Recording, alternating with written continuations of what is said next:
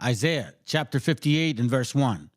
Cry aloud, spare not, lift up thy voice like a trumpet, and show my people their transgressions, and the house of Jacob their sins.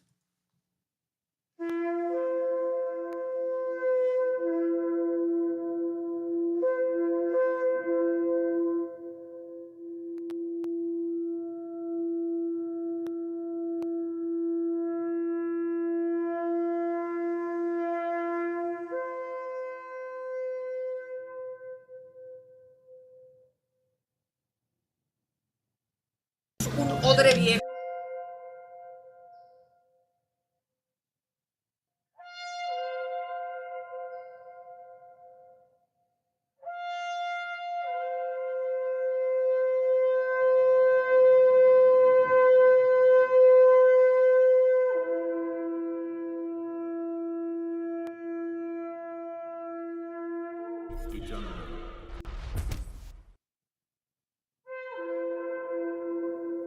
Copyright disclaimer. This content does not belong to Bible Chronicles or claim this intellectual property. The content provided today has and always will belong to the content owner. Bible Chronicles does not have any affiliation with the owner of this property. As mentioned, Bible Chronicles did not intend to make use of any material for the purpose of harvesting gain. However, Title 17 of United States copyright law states material in use can only be done when it's for theological or general educational purposes, and thus Bible Chronicles believes that this principal material falls under fair use, which honors protection under Section 107 of the same U.S. copyright law.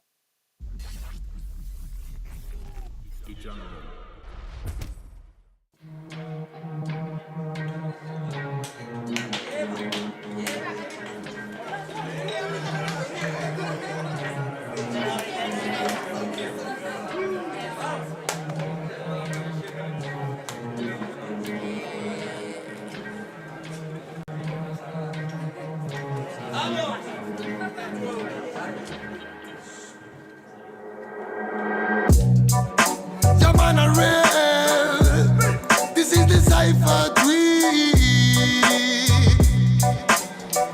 Ahora Babylon Real. En esta ocasión traigo a los gangsters más gangsters de la zona. Y vengo con la familia gang. ¿Cómo dice? Llaman a Real. Traigo el mensaje puro y crudo para el momento. No palabras vanas que rompen los sentimientos.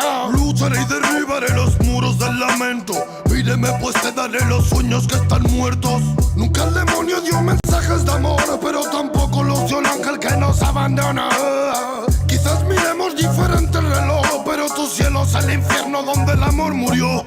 Political violence, criminal silence, physical redemption hasta cacacar el baile. Typical styling, musical fraile. Mucha es la promesa en la que se han llevado el aire. Love and love and love.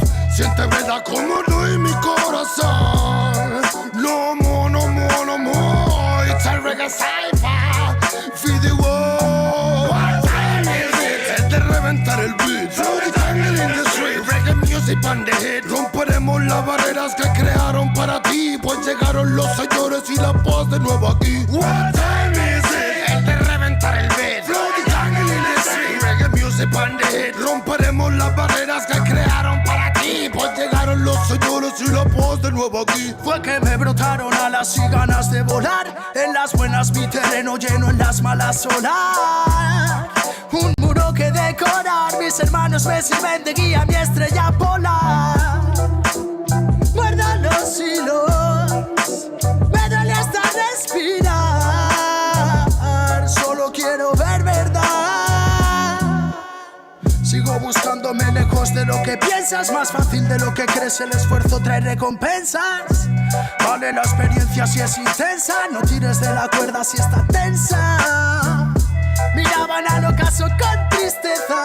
Las estrellas devolvían con grandeza su mirar. Nos vimos floreciendo en la maleza. La belleza de las piezas y comienzan a encajar.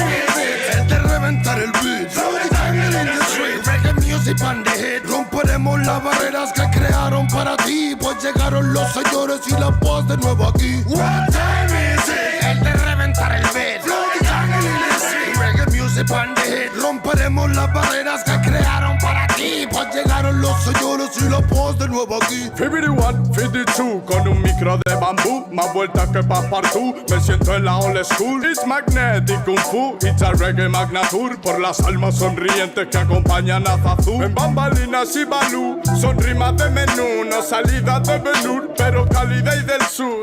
Homie, always lonely, but I feeling like a gangsta. 52, 53, a mí sí me ves venir, por eso me llaman King, ese fue mi devenir. De marchar o seguir, nunca tuve que elegir, la music me eligió a mí, no tengo nada más que decir. Saifa, Puniga, Loba, Grimble, Fire, Killaman, Smoker, Chusta, Feel Light, Rasta, Child Metal, Kimanes, Original Reggae, Saifa again. Eterna guerra interna en la villa del pingüino, entre los calines en la antena y los que se encuentran dormidos zarandean tus emociones cual barril de vino, cosas feas quizás en tus ideas, pero aquí no, yo no atino, disparo sin mirar a todo aquel vampiro que el diente quiera hincarme, bro. Si lo digo, no es para pensar, sino para aclarar lo que de siempre estás pensando. Acaba el tan magnífico, imposible de torcer metal, so start my friend, yo. Reggae warriors again, making connection after connection, my new world, reaching the freedom from them, me more. Nanny boy, represent this game. What time is it? Es de reventar el beat. Through the jungle in the street. Reggae music and the hit. Romperemos las barreras que crearon para ti, pues llegaron los señores y la paz de nuevo aquí. What time is it? Es de reventar el beat. Through the jungle in the street. Reggae music and the hit. Romperemos las barreras que crearon para ti, pues llegaron los señores y la paz No de hace nuevo falta aquí. presentación si existe nivel. Sobreviviendo en Babilonia escribí al papel mis problemas cuando al final pude entender que para ser feliz solo tienes que querer, que solamente hay una vida y es para vivir. Busca siempre una alternativa para seguir. No dejes nunca que te digan que no es así, y prende un poco de sativa para estar chill. Ey, superando ansiedades con el humo de gancha, manchas de un pasado trágico en la cancha. Seguimos siendo fuertes, su mierda no me engancha, mientras otros esperando a que lleguen en lancha. No matter where you come, no matter where you come from, solo importa que prestes atención a este sound. Desde the original, Killaman al mando. Oh na na na. Mira, soy un warrior, sonido legendario. Disfruto cada segundo cuando me subo al escenario. Tengo fuego en los labios, sigo cual mercenario. Pasos de gigante y cora revolucionario. Siento que es necesario, suena el reggae en los barrios, para que cale el mensaje y para salvar a los más sabios. Entre en mi imaginario, que mocheques bancarios. Si vienes con la mala vibra, mejor bro, cambia tu itinerario. Ya, ya, ya, ya, ya. Cuando ruge el león suena la música real. Venimos con el ya, ya, ya, ya, ya. Sonido de guión es el sonido original. Ya, ya, ya, ya, ya. Reggae de corazón es el que se hace en unidad. Ya, ya, ya, ya, ya, ya, ya, ya. What time is it? Es de reventar el beat. Through the jungle in the street. Reggae music and the hit. Romperemos las barreras que crearon para ti, pues llegaron los señores y la paz de nuevo aquí. What time is it? Es de reventar el beat. Through the jungle in the street. Reggae music and the hit. Romperemos las barreras que crearon para ti, pues llegaron los señores y la paz de nuevo aquí.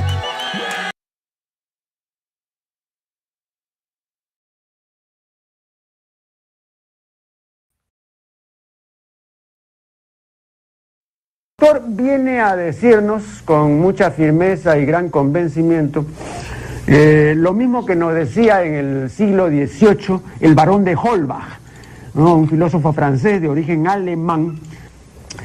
Si nos remontamos al comienzo, entonces hallaremos que la ignorancia y el temor crearon a los dioses. La fantasía, el entusiasmo o el engaño los adornaron o desfiguraron. La debilidad les rinde culto, la credulidad los conserva, la costumbre los respeta y la tiranía los apoya para que la ceguera de los hombres sirva a sus propios intereses.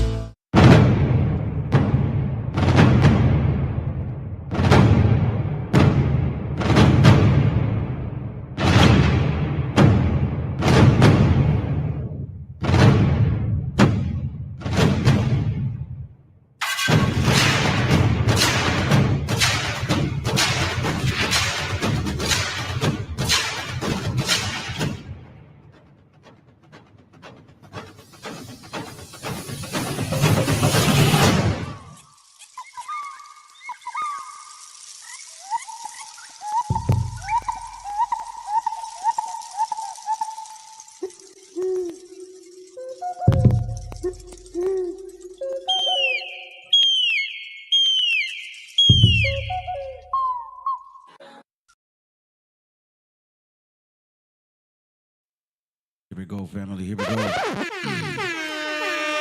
me get this in here real quick. All right, here we go, fam. So let's see. Just to let y'all know, brother was here on the link before, but I kind of go long-winded when I first start. You know, it's kind of about 10 minutes in. It's always usually like that. I hope you guys are well. I'm sure he'll come back. What up, sis? Good to have you. What up, brother? Shalom, bro. Peace, fam. What up, bro? Yeah, so I think today is gonna be good, man. He, like I said, he was here before when we first got going with the music. But you know, in the meantime, let me get everything set. Here, we'll do this. So just to let you guys know what we're gonna be talking about, I'm gonna be more of a sidekick today. I'm gonna let the brother hold the floor.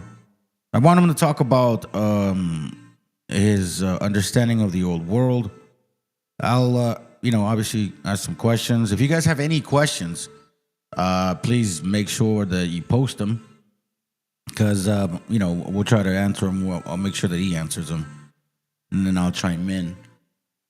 Let's see what we got. Hold on. So, all right. So he should be back. All right. I'm sure he was just here. Let me start off with this. I had another book to share with y'all, and I've shared this with you guys before. Again, we go back and forth, historical documentation. We get into the actual scriptures, yada, yada, yada. Sometimes we won't even bring it up. Other topics come in hand. Today, we're going to hopefully talk about the old world, and then some topics about the Messiah. I think he said something else as well. But in the meantime, while he gathers himself again, I'm going to share this with you guys real quick.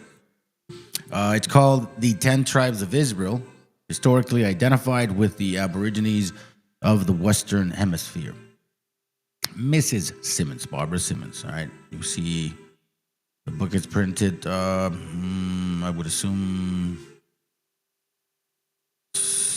1836, if I'm not mistaken, all right? Hey, yo, shalom, brother, shalom. Saludos, man. Good to have you here.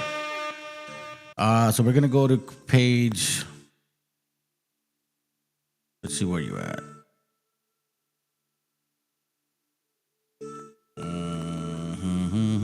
Give me a second, family. And here we go. Here again, I'm just trying to show you guys a page or two here before we get going. Like I said, the brother was here before.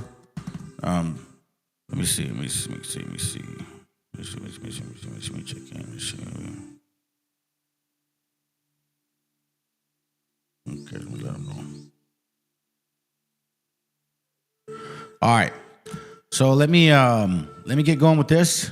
We're gonna go to page 7. Now, this book honestly is heavy duty, well referenced, and says there's a lot of meat in this book, okay? Once again, I've told you guys, family, that they're not interested in your sandalias and shit. They don't care about your corn. They don't worry about that. This is what they care about. This is what they care for. You know what I'm saying? Hold on a second. Hey, what up, bro? Good to have you here, man. Yeah. Can you hear us? Yeah, you can hear me? Yes, sir. Yes, sir, we can. Matter of fact, you know what? Let me stop here real quick. I want you to, if you can, bro, I'm sure people know you. There's some people that may not have heard of you in this channel. Introduce yourself, please. Let them know a little bit about, how far you go back.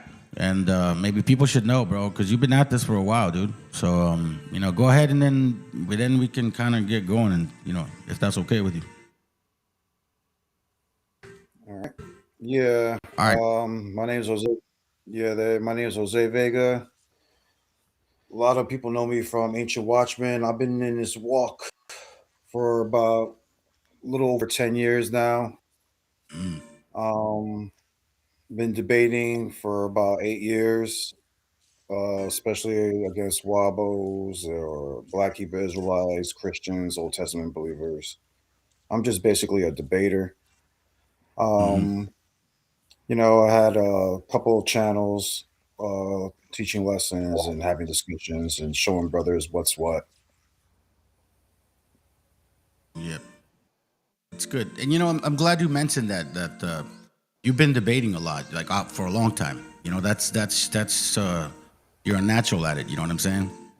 So that's why I thought it'd be good to open the floor so you can maybe do more of what you know, and regarding the old world, because there's a lot of info. Matter of fact, the page that I was going to share with you last time, now that we're at it, might as well just kind of flow with it. I wanted to share this page with you this other day because I found it funny. I found it interesting. So, a lot of books do mention about our people, right? Like Barbara Simmons, yada, yada, yada. But this one here kind of gives me that, like, okay, it talks about a migration, right? So this is from Thorogood. I think the book is called Jews in America. Let me just show it for the crowd real quick. September 1649 printed, right? Jews in America, or the probability that the Americans are of that race, right? But when it comes to he's going through conjunctures, I guess, examples. And he said this real quick, so I put some notes down, and then maybe you can take us through that and what you think about it. It says here regarding page 3, chapter 2, the first conjecture that the Americans are Jews, right? So that's his argument. But then he mentions here real quick, and this is a cool part. It says, because that was the affirmation of them both. Pete Martyr tells at large how Moctezuma, the great king of Mexico, in an oration made to his nobles and people, persuading subjections to the kings of Spain's mind, his countrymen, that they heard from their forefathers how they were strangers in that land, and by a great prince very long ago thought thither in a fleet. They boast their pedigree from men preserved in the sea by God himself. Well, this is Moctezuma saying that God made one man and woman, bidding them live together, multiply, and how in the famine he rained bread for them and from heaven, who in a time of drought also gave them water out of a rock. So I kind of thought, like, okay, this is interesting. This is the Exodus part. Correct. If you read Exodus 17:6, right? Here, I'll read it real quick for the fam. 17:6. Sorry, my bad. It says, "Behold, I will stand." Hold on, this is from water from the rock. We're talking about the Exodus family. This is when the Israelites left Egypt. All right. 17:6 says, "Behold, I will stand before thee there upon the rock of Horeb, and thou shalt smite the rock, and there shall come out of it water, that the people may drink. And Moses did so in the sight of the elders of Israel." So I thought it was interesting that he referenced that they even mentioned it. Then it says, "Many other things themselves say were done for them, such as the scriptures relate concerning the Israelites at their coming out of Egypt, as their peregrination many years, the oracles they received, their ark of bulrush, wherein Vitzilapotli, Boshli, was included in the tabernacle, the ark carried by the four priests, how they pitched their tents according to the direction." So that's in Exodus 31. And so it's like, again, if we think Egypt, a lot of us that are, looking at the map for what it is, we think that Egypt over there, right? But you're saying that's here, correct? Okay, take the floor, bro. It's all you now. Yeah, it's a interesting piece. Like I said, I've seen other sources that state the same thing that we just read here about the Exodus happening over here. But but tonight, I do got a lot of information to share. I got probably like 4 videos that we can, run through. Some of them are very short videos. I believe only one video is probably like 15 minutes long. And that video is basically a video of a Navajo elder discussing biblical matters over here. Everything else is pretty short videos, and we can get into that stuff. Yeah, you want me to link it up, or I don't. I'll share my screen with you. You know what I'm saying? Oh, perfect. Let's do it. Okay, Yeah. so I already got it. I got mostly everything lined up video wise, Yes, sir. and then after that, and after the videos, I got many sources that basically align or attest to what these videos are talking about. Perfect, bro. I would say the first video I'm probably going to share with you, brothers, is a video of a tribe basically walking up to the Sakari camp, you know, and basically telling them how the Bible basically is a stolen book from the Americas and stuff like that, right? And you know, in this conversation, he tells Alazar, Alazar tells him what kind of language they speak, whatever, and he talks about the Algonquin language, right? He's from the Massapequa or Masha. He'll tell you. You'll hear the video. Of that language, right? And then after that video, we're going to start discussing about that language and how the first Bibles that were printed in the Americas was in that language, the Algonquin language, and things of that nature. Yeah, I remember you mentioned that. I think you did that in a debate one time, if I'm not mistaken. And I was kind of baffled by that. Like, that's a strange. I've never heard of that. And it is strange to write it in that language first, so then these people can express it to them in English. It's like, and that is not far fetched from Edom. You know what I'm saying? Esau, all these enemies, they're willing to, yeah, sure, just help us a little bit. Yeah, what I'm saying, because if these were the first Bibles in this, Algonquin language, you would have to say that the missionaries were trying to baptize the natives if their book is written in that language, right? Right. And this is also around the after that time. This is when you see like a religion named Mormonism, started to form. Where in that religion it starts teaching how Native Americans are Israelites. And you're going to find out, like I said, like all these videos and these things that we're going to be discussing tonight, watch how it all ties in. And I'm going to point out to you, brothers and sisters, how it ties in. You know what I'm saying? So we're going to talk about, even to the point where the Mormons and how that author lived in the territory of a tribe called the Micmac tribe, and how that language and how the writings of the Book of Mormon were put together in that same basically Native American language, which the Navajo grandma, which like I said was probably going to be the last video I show, is going to tie that in, because she's from the Navajo, which is like a Southwest tribe, and she talks about how she travels to north, because the Micmac tribe is like located like almost in Canada, right there by Maine, above New York. Like that's that territory, right? Gotcha. So you're going to see how she ties all. Like I said, it's going to be a beautiful correlation about what we're going to be talking about tonight. That's good, because I'm curious about Mormonism. I always, like, what religion were they prior to Mormonism? Protestants, pretty much, right? I forgot what he was, man. I forgot what religion he was. All good. No, it's all good. I'm all in. I really don't really care about Mormonism that much. Right. Yeah, but I just find it interesting how these things form. This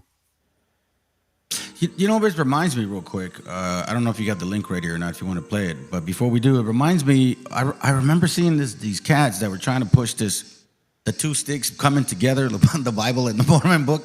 Like that's what they thought the two sticks meant by coming together. I don't know if you ever heard of this, but there was this guy seriously pushing the scriptures and saying that the Mormonism was the second book missing of that. I don't know. Must have been. It just came to my mind. It must have been like 5 years ago when I saw this. I thought it was pretty nuts, to be quite frank with you, bro. Wait, hold on. Who is this? Oh, my bad. Hold on. I'm still learning this. All right, family. Let me go. Go ahead. I don't know why it's playing. That's you got control on it, right? I don't. Yeah, you can see the screen. Yeah, I can see the screen. You're good. All right, cool. All right, I'm gonna start playing this video, like I said, and pay attention to what he's telling Alazar about Israel is really in the Americas, and then he's gonna start discussing about how basically the Bible has stolen its feast days and high holy days from his tribe. Watch. Go back Absolutely. to Israel. Absolutely. But everybody thinks Israel is somewhere else. That's also another problem. What do you say?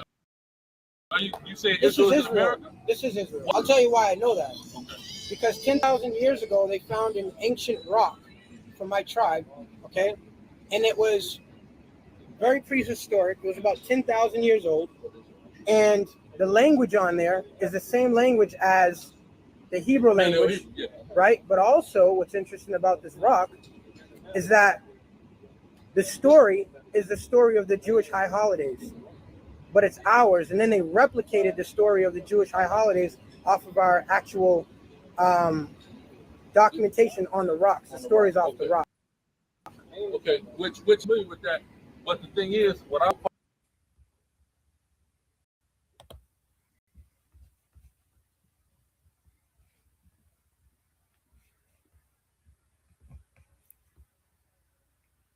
Pause. Did you pause it? Yeah. Okay. Yeah. So did you hear what the brother told Alazar, right? Yeah, he was talking about the rock, and then he mentioned regarding the language, and then he said the religion, the customs of the religion are copied by the Jewish.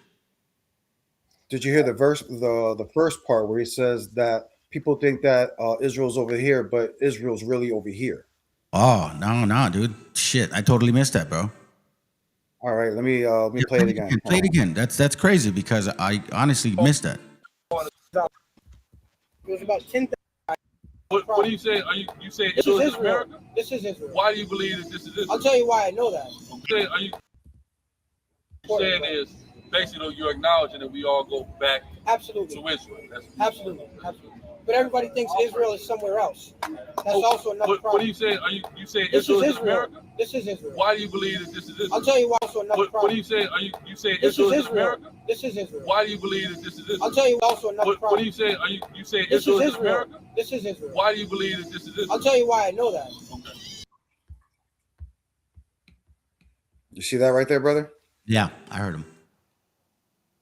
And then he asks him, then he proceeds to ask him, well, why do you believe that? And then he tells him, well, according to our tribe, we have this ancient rock, which your Bible basically took the high holy days and feast days from that, the customs.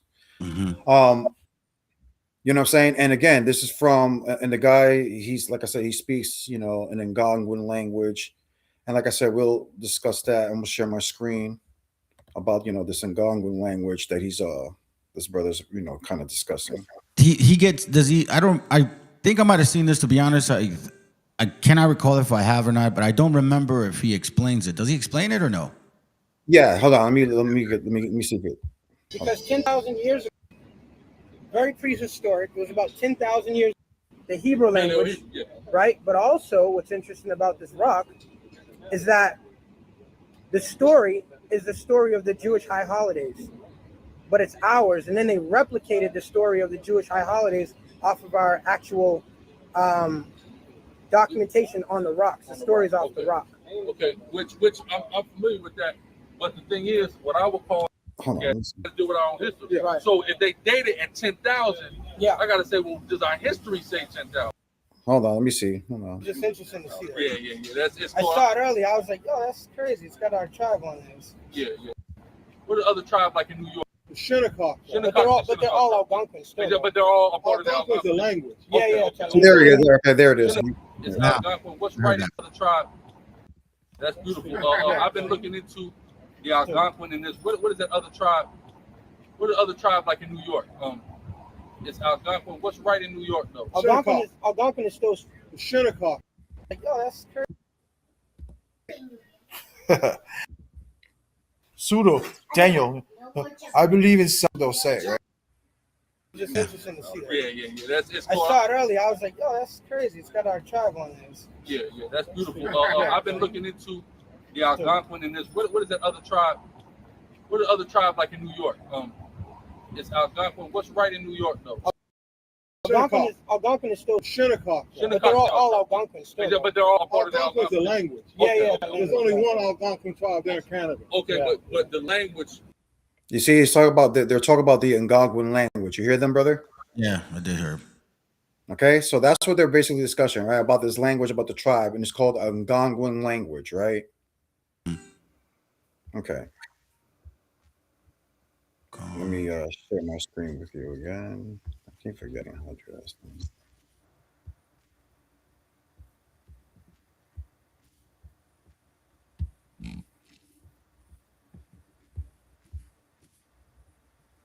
Yeah, hold on. That's my screen.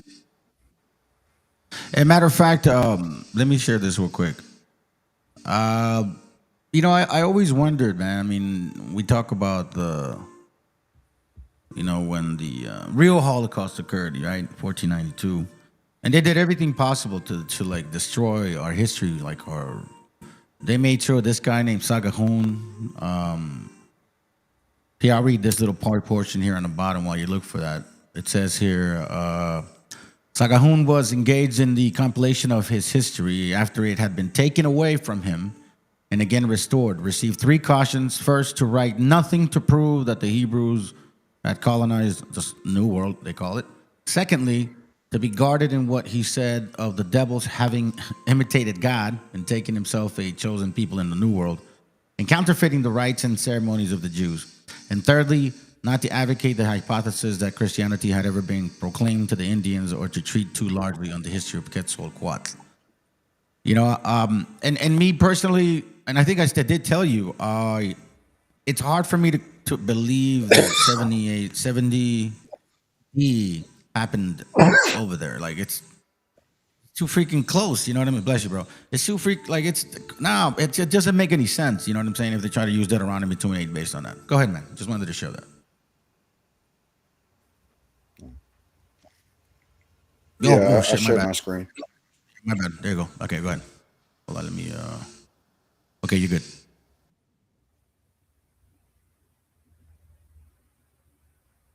We can see it for sure. Yeah, you can read it, brother, if you can. It's on your screen. Yeah, for sure. No, for real. Let's see. All right, so it says, yes, the first Bible ever published in the U.S. was in the Algonquin language, specifically the Natik dialect by missionary John Eliot between 1660 and 1663. Hold on. That's important to know, man. That's important to know. Go ahead. You want me to read the rest or you want me to stop? Yo. Can you hear me? Yeah, you can stop right there. But, okay. No, you can stop right there. Yeah.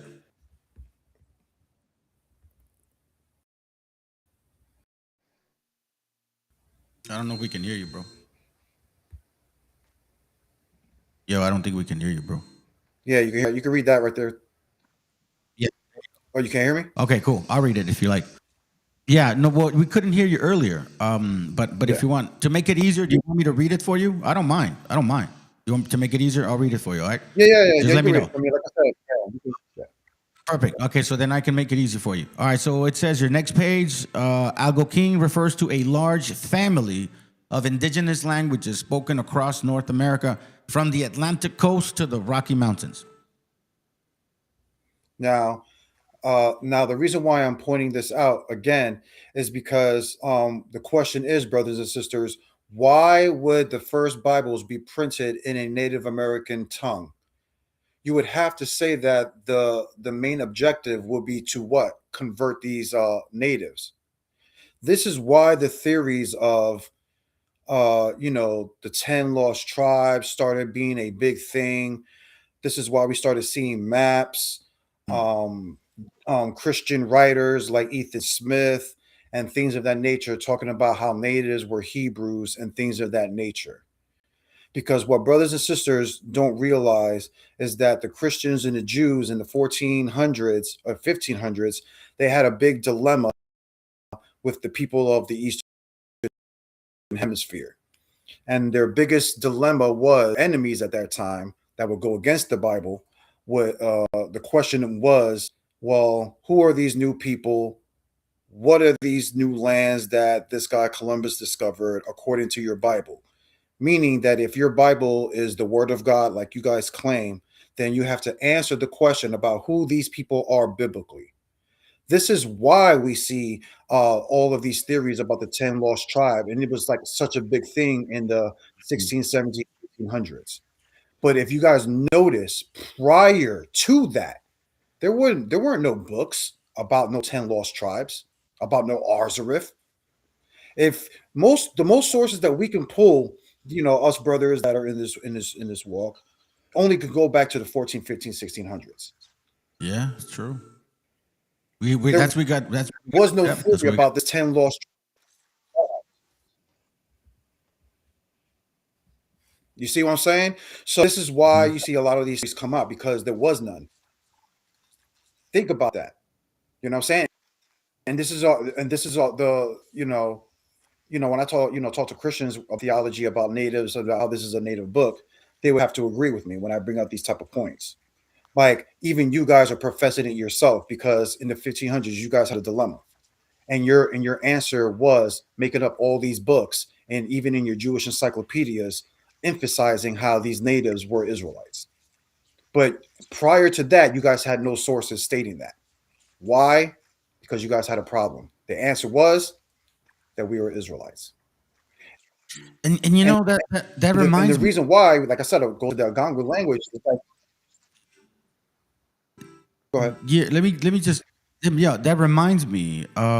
There's a book. I think I'm sure I shared it here before. It's a short page. Let me see if I can just kind of quickly reference it. And it says how that the first time they were able to pronounce the name of the Creator was when they heard it here. This is from the Great Migration, page 229, just to kind of add a little bit to your point, because that to me baffles me. Like, what do you mean? Like, you didn't know his name this whole freaking time and shit? Like, you didn't know the pronunciation. And it says 229, the Great Migration. Among the Hebrews, the word had always been the most sacred and mysterious of names, with references to this sacred. Oh, hold on a second. Let me enlarge this one. With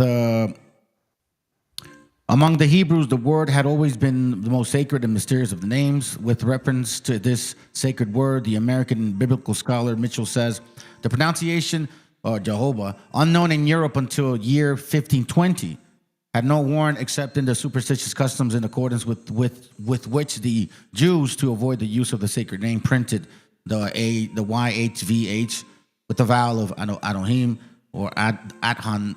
I don't know, what is it? Adonai or whatever, Lord. And when reading their scripture, substitute the letter for the former. So to me, that always baffled me. Like, how can I don't understand not know his name? You know what I'm saying? So go ahead.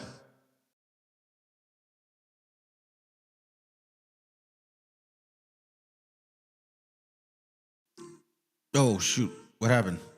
Did you lose a page? You can hear me? No. Yeah. Okay, you took the page. Perfect. Yeah. Now, I'm going to start off with this video, and we're going to start getting, after this video, we're going to start getting into what this book actually says. And then, like I said, after that, I'm going to two very powerful points about this discussion about the old world, right?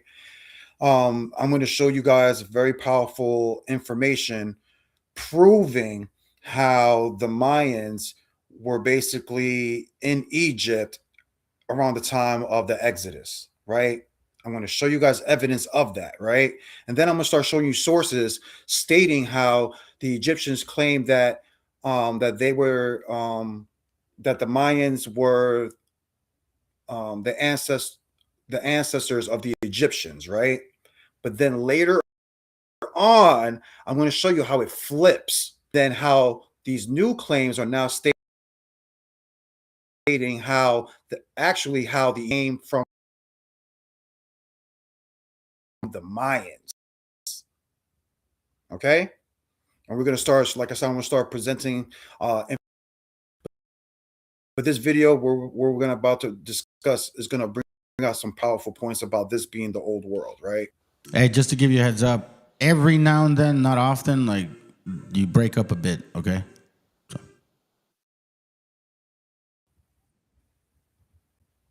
Okay.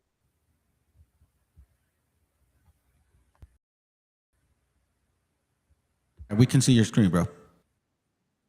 All right. You can see it? I bet. All right, now watch. This is like a quick, like minute and a half video, right? About this book, right? Yeah. Watch this. Okay, so hold on a second. Give me a second. The brothers are saying the audio's breaking up big time. Is it me or is the brother cutting in and out? I think you were. I know these. You sound clear now, but you kind of were kind of like coming in and out for a little bit. So if it happens, I'll give you a quick heads up. Okay, just to let you know. Okay. Are they saying it's just me or is it both of us? Is it both of us or is it just brother Vega? Okay, no, they say it's much better now. Okay, maybe I don't know. Maybe it was an issue at once, but it says we're good to go. All right, cool. Let's go. All right.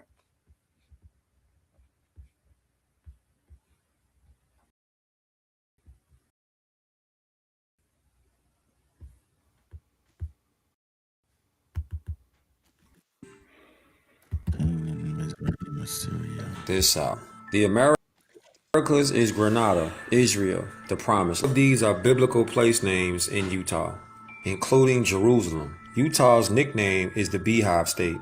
There is a mountain in eastern Nevada named Mount Moriah, and it is over 12,000 feet high. In Utah, not only is there a River Jordan, but it runs out of a freshwater lake into the Great Salt Lake, which is where Come on. It does that to me sometimes. You know that stuff that he's saying, it is interesting, man, because you can't find rivers like that over in that area, to be quite frank with you, you know? I mean, here, I think it's giving you a hard time, huh? Yeah, hold on. Maybe you want to minimize your screen. Let me refresh it. Yeah, that may help too. Do you want to send me the link?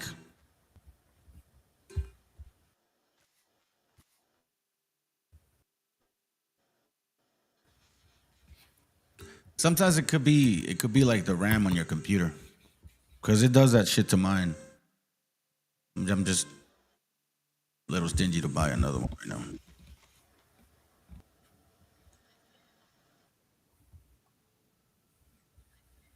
Yeah, it just froze.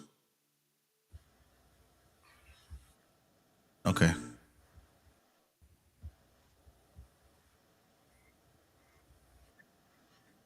There it goes.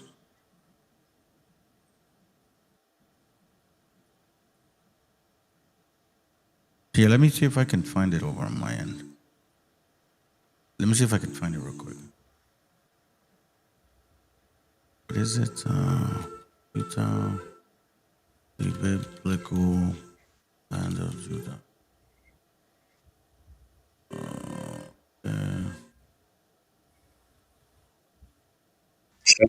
Hey, check it. Let me play it. Let me play it because it doesn't freeze on me. Okay? Can you hear me, bro?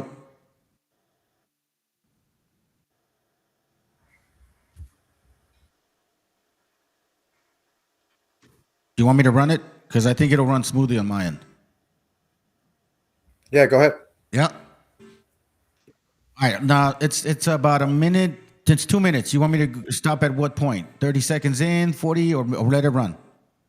Yeah, just let it run. Yeah, it's like about not even 2 minutes. Okay, perfect. Let's go. All right, let me see. Here, we'll even do this. I like to help the people out. Ready? All right, here we go. Promise.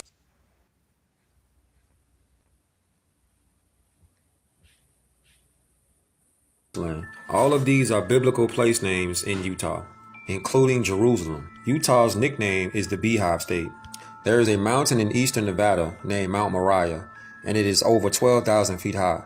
In Utah, not only is there a river Jordan, but it runs out of a freshwater lake into the Great Salt Lake, which is remarkably like the Dead Sea. There is also a Mount Nebo in Utah, approximately 12,000 feet high. So yes, with evidence this strong, the real Judah was in Utah. People try to say that it was the Mormons that gave these places like Utah biblical names to support their position as Jews. However, this explanation fails miserably because there are no 12,000 feet high mountains in modern day Israel. Therefore, the real Judah or Israel had to be in Utah because it fits the description of the kingdom of Judah perfectly. The name Utah is derived from the name of the Ute tribe. It means the people of the mountains in the Ute language. According to other sources, Utah is derived from the Apache name Yuda, which means tall. In the so-called Spanish language, it was said as Utah. Subsequently, the English-speaking people adapted the word Utah. There is no J in Hebrew, therefore Judah is Yuda, especially when you consider the fact that the J and Y have the same meaning and numerical value and are interchangeable as a result. Manasseh, Mount Nebo, Mount Pisgah, Jericho, South Galilee, Ephraim, Daniel, Nephi, Moab, Eden, Goshen, Jordan. Come on, man. Part 2 coming soon. All right. Now he was like I said, we're going to start discussing about what else is being said in that book. But what I wanted you to notice what he was pointing out in his video clip about the fact about Mount Nebo, right? Yeah, I saw that. Exactly. Now, the point that the brother is bringing up is the story of Moses and how before Moses died on Mount Nebo, that when he was on top of this mountain, he was able to see the lands of Edom, Ammon, Moab, and the land of Israel from that mountain. And then in that video, he points out, he says, there is no mountain that high in the land of what they claim is Mount Nebo over there. Now, when people do the research of the place that they claim is Mount Nebo over there, that mountain, I believe, is only 2,200 feet high, right? The Mount Nebo that we're claiming over here in Utah is over 12,000 feet high. Yeah, it says here 2,632 feet above sea level. That's not very high. Exactly. There you go. So the point where the brother is basically making in that video is what is more likely to be the mountain that Moses died and was able to see all of these landmass. Does it make sense for him to see all of this landmass from a 2,000 foot square mountain or a mountain that's 12,000 feet high? Which one will make more sense? Yeah, I mean it's a no-brainer. You know what I'm saying? It's like, hello, that's where my mindset goes. Is like, okay, I understand the facts here, but at the same time, when you're reading scripture, it's like there's nothing like that over there. So I'm like, okay, what does that mean then, right? So it makes you have to reset. Go ahead.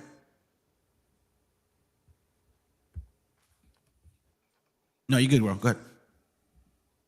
Yeah, okay, hold on. I'm going to start getting into the discussion now. Hold on, let me get the information about that book. We're going to read together.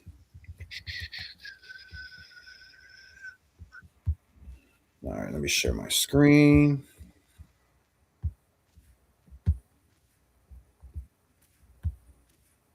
All right, let me get it real quick.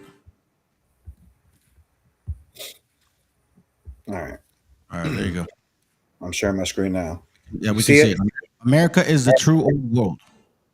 Exactly. So this is the book that the brother in the video was basically discussing a part of it, right? All right, you can read just read it out loud for the brothers so that they can get the gist.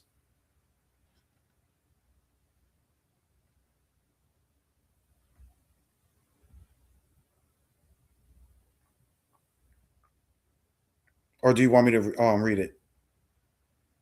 Bro, I was on mute. My bad. All right, figure 8. It says figure 0. This book cover image is evidence of ancient temples that are located in the Grand Canyon in Phoenix, Arizona.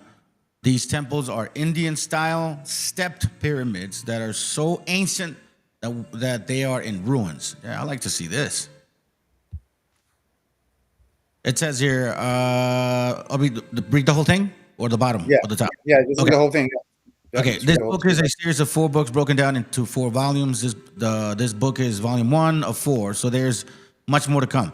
This book demonstrates that beloved and renowned scholars like Dr. Ben, Dr. John Hendrick, yada yada yada, even Ivan Tertima were wrong about Africa being the birthplace of civilization, right? Well, first of all, this is why they thought at that time, because they did not have access to the tools and resources that we now have to make the discoveries in this book. Second paragraph says, therefore, Pan-Africanism, which is now a religion, is a concept that was given to us by accredited Western academic Negro scholars who got it all wrong. Because the Americas is Atlantis, which is the mother of the country of Egypt. This book will also prove that the Americas is the true old world and that the Maya Indians civilized the Egyptians, Indians, and Sumerians. That's a bold statement. Chapter 1, it says, America is the true old world. All of the major foods necessary to sustain life come from the Americas. Yeah, that's very clear. America, North, South, and Central are the true old world because all the major foods needed to sustain life came from the Americas. And we were later taken to Africa and Asia. Foods like squash, tomatoes, corn, potatoes, beans, wheat, yam, wild rice, which was modified to create modern white rice. Peanut, at 90% of all your fruits and vegetables come from the Americas. Wikipedia link. Go for it.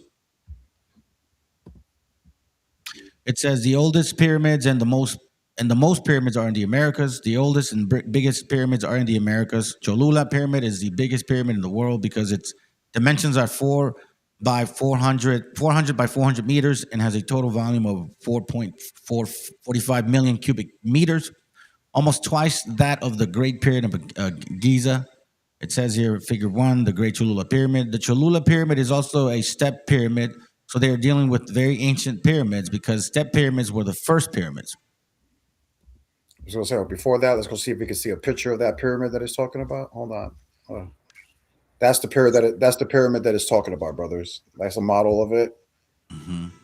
See right there, you can read that. Yeah, the Great Pyramid of Cholula, Tlachihuapetec, Petec, in Puebla, Mexico, is the largest pyramid and largest monument ever constructed in the world by volume, measuring over 4.45 million cubic meters. Pretty big. It's almost like the ziggurats or something they call them. So, according to this, what is the largest pyramid in the world, bro? Where is it at? Mexico. There you go.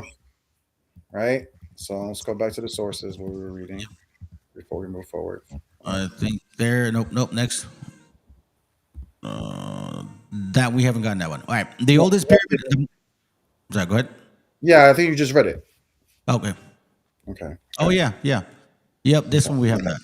All right, it says figure 1. In this image of Cholula Pyramid, the largest pyramid structure in the world, notice that they built a church on top of this pyramid to try to hide it, and they covered up the Egyptian city that was once all around this huge pyramid. Then it says, the pyramids in the Americas are all step pyramids, which were your first pyramids. According to the Egyptologists, the step pyramid of Saqqara, the pyramid of Djoser, is the first pyramid that the Egyptians built, dated 2667 through 2648 BC, third dynasty, which is over 4,700 years ago. Egyptologists agree that the step pyramid of the Saqqara, the pyramid of Djoser, was the first pyramid because they agreed that it is the archetype of all pyramids. You have more pyramids in North America than in all Egypt combined. Figure 2, pyramid of North America, Central American, figure 3, South America, figure 4, 5, and 6. Now, if we include the pyramids in Central and South America, it's not even a contest anymore as far as who has the most pyramids between the East or the West, because the West, the Americas, clearly has more pyramids. Now, I didn't know that. Exactly.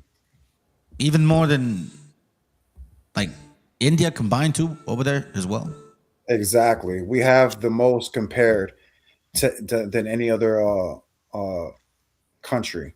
That's a lot. They say that number 2 is like China with like 200, but they say that Central America alone has like 1,000.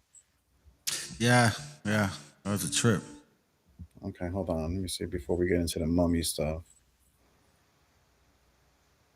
This is the link of. Okay, you want me to read this one?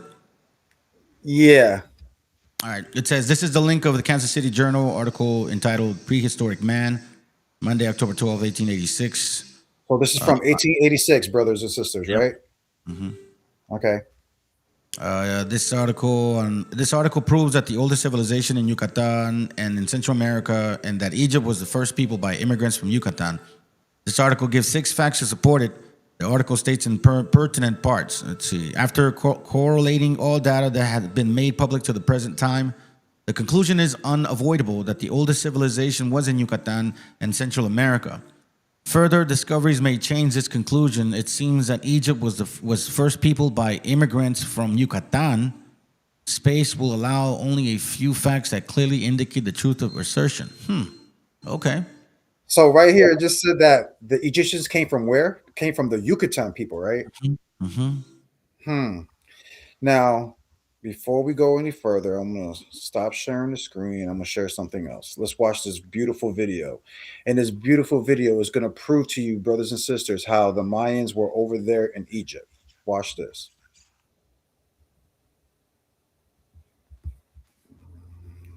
How do I stop sharing this?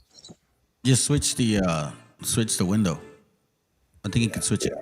Yep. Oh, I got it. Okay. Send it again. There it is. I just sent it. Okay. There we go. All right. Cool. Watch this video. Beautiful video.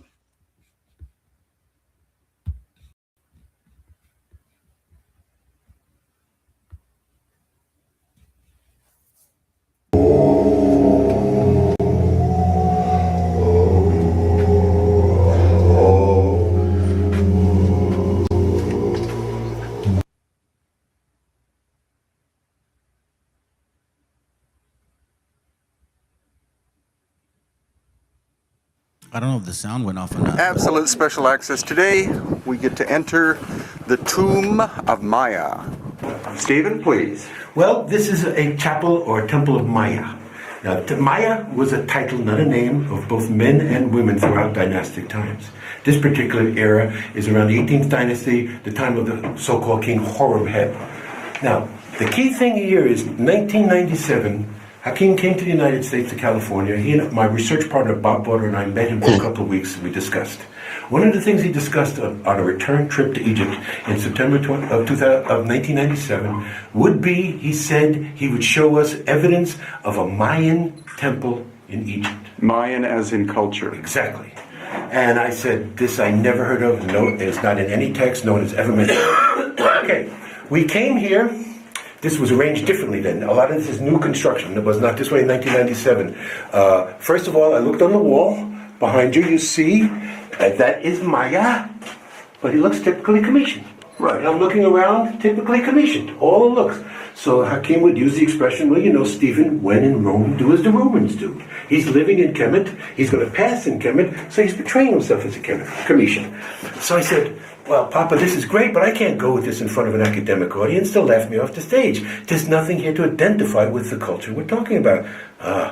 But then there was a keeper like this gentleman here, was here, didn't speak any English, but saw that I was perplexed. He said, come here. This then was boarded up with just a wooden door.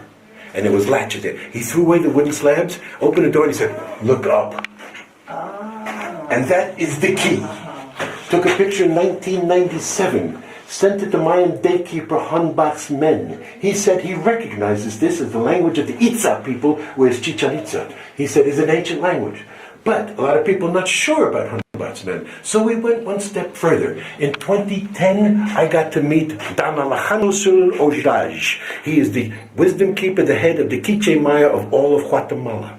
I showed him this picture, and his eyes went as big as saucers. And he said to me, that is the language of my ancestors. That is a calendar. That is telling the date of when Maya was here. And how we can't read it, he can't even still read it, but he knows that the circles and squares and different colors, arrangements, and the spokes in the wheel are indications of a date. So, this has never been discussed by any Egyptologist. They cannot put this in a Commission context. There is nothing, or maybe there is others that Yosef has seen, but there's nothing like this in the rest of Egypt. So Mayan elders recognize this as part of their culture. So now the key is, Maya, the word is a title.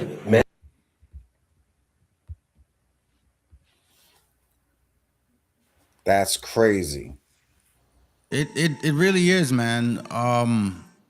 I have a couple books about it, like India, and India mentions that name as well, Maya. I wish I knew where I put it.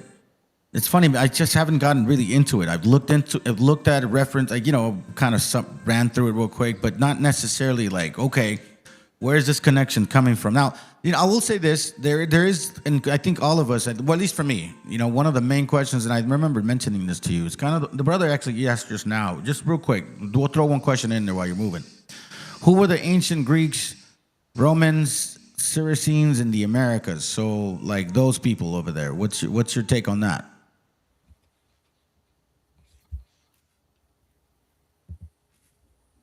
No, I'm sorry. Say again. Yeah, the brother was asking, who were the ancient Greeks, Romans, Saracens in the Americas?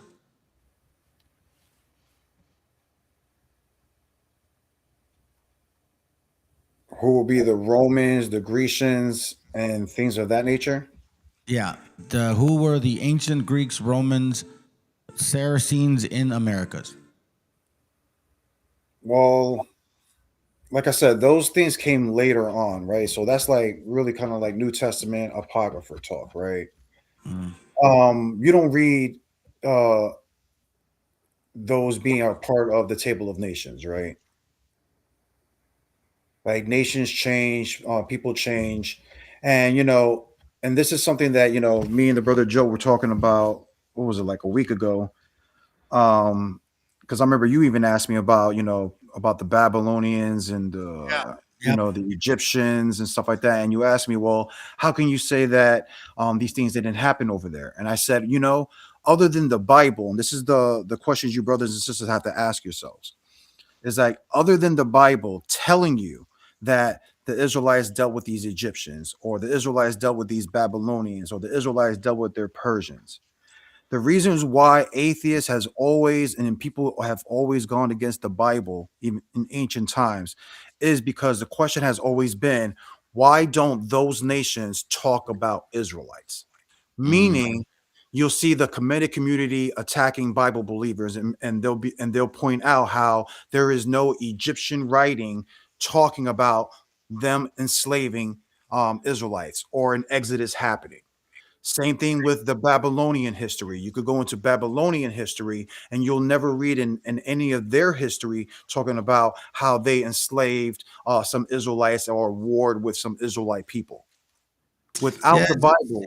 It's vague. It's vague. Exactly. Without the Bible, you really can't make those substantiate those claims. You know what I mean? Yeah, because even people in India, like their history, just to add, people in India, they don't write about that. They don't say that either, at all. And supposedly they got history. So that's a good point, though. That's a good point. So I think what you're saying is the Roman Greek mythology is very new. Is that what you're stating, or what is the separation between the two, right? Because I see what you mean by that. Because they don't write about really much of any of that. Exactly. Themselves, like Plato and all those people, they don't. Exactly. And the thing is that, and I want you to think about it, right? So you talk about these Greeks and these Romans. Now, even in the time of Romans, right? If you really think about it, you don't see a lot of history of them enslaving Israelites. What is one of the most famous slavery stories that people talk about history when it comes to the Romans? They'll talk about who? Spartacus. Right. About how Spartacus, this he was a Scavian, I believe it was. That was his nation. Who led a rebellion against Rome. You see what I'm saying? If you really think about, that's what their history teaches. It doesn't teach about Jews trying to rise up against them. No. Think about that. But if you guys, for your New Testament believers, you guys will say all day long about how the Israelites were subjective to Romans, 70 AD, such a huge thing in history, but not according to the Romans. Shoot, one of the best Roman stories is about some Scavian dude named Spartacus. Yeah, this Spartacus 103 to 71 BC was a Thracian gladiator who was one of the first escaped slave leaders in the third servile war, a major slave uprising against the Roman Republic. Exactly. And you know, and again, remember I told you that's why when you get into the scriptures, right? Like you read it, and I'm thinking Deuteronomy 28 because supposedly that's 70 AD right there. That's what we were told even in school, 70 AD. But when you read Deuteronomy 28, it doesn't make any sense because it's talking about nations from somewhere else, you know what I mean, that you wouldn't be familiar with. So, you know, if Romans were ruling the Jews at that time, then how would it eagle flieth and tongue they didn't understand? So it's like that is when I can wonder if 70 AD really even it applies to this. And, you know, again, that's just my take on Deuteronomy 28 because it has to fit. You know what I mean? And it just doesn't make sense to me when I read it like that. Anyways, go ahead. Oh yeah, you could continue. All right, I'm gonna read it. Okay, cool. Sounds good. Let's go. The Americas has the oldest mummies. It says the Spirit Cave mummy from Spirit Cave of Fallon, Nevada, which is 9,400 years old. Spirit Cave mummy is the oldest mummy in the world, and it is in the Americas. Figure 7. Additionally, we also have the Chinchorro mummies in South America. In North Chile, figure 8 and 9. These mummies are over 7,000 years old. There's a Wikipedia link. Then it says Chinchorro mummies. These archaeological, anthropological evidence demonstrates that the Americas is the true old world. Scholars should be looking at the Americas for oldest civilizations because the oldest mummies are in the Americas. Their scientific approach on where to look should be completely opposite based upon the evidence of the Americas being the old world. Common sense tells me that to look into the Americas for the oldest civilization because the oldest mummies have been found in the Americas. Wouldn't that make sense? Did you hear that? I want brothers and sisters to realize what you just said. The oldest mummies in the world is it's called the Spirit Cave, right? In Nevada, going back 9,400 years ago. This is, and when we continue reading on, you're going to see that this predates the Egyptian mummifications by thousands of years. Yeah, here's a little quick link. The Spirit Cave is the oldest human mummy found in North America. It was discovered in 1940 in Spirit Cave, 13 miles east of Fallon, Nevada. See, I didn't know this, by the way. And again, there goes that question. The oldest mummy, right? Science told us the oldest mummies were where? In Egypt, correct? That's not the case here. And by far, and the thing is that Egypt is not even close to us. That's what's so sad about it. So when we talk about this old world concept, what will you guys would have to agree? Where's the old world at? I mean, based on finding the biggest pyramids, the oldest mummies. I mean, if the oldest mummy means that's the oldest location, right? Again, you go back and, you know, I have a lot of books on Egypt, and they said that the oldest mummies were in Egypt. They made movies about that shit. You know what I mean? So go ahead, bro. Go ahead. You want me to read this? Yeah. Keep reading. We're going to keep reading. All right. It says, this is the link to the Kansas City Journal entitled, I think I read this one already. Oh, okay. Hold on. Yeah. After cold within space allows a few facts. I think so. Yeah, I did read it. Yep. The Americas is the oldest landmass. For further evidence to support the said article can be found in book Queen Mo and the Egyptian Sphinx by Augustus Le Plongeon. The Mayas the Mayas were the ancestors of the Egyptians. Like the Mayas, the Egyptians regarded the West as the region of darkness, the place where the souls of the dead returned to the bosom of their ancestors in the realm of Amenti. Their king Osiris sat on a throne in the midst of the water. There also it was that Thoth performed his office of scribe was, I'm sorry, that Thoth performed his office of scribe was then the worship of the cynocephalus, his totem brought to Egypt from the land of the west. You heard that? Brought to Egypt from the land of the west. Mm-hmm. That's crazy. Let me see. I know. What's a? Will you go back real quick? What is that thing called? Can you go back? Cynocephalus.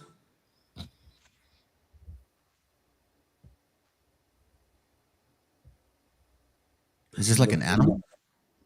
Are you looking it up? Yeah. Is it an animal? No, right? Did I spell it right? Right? Cynocephalus.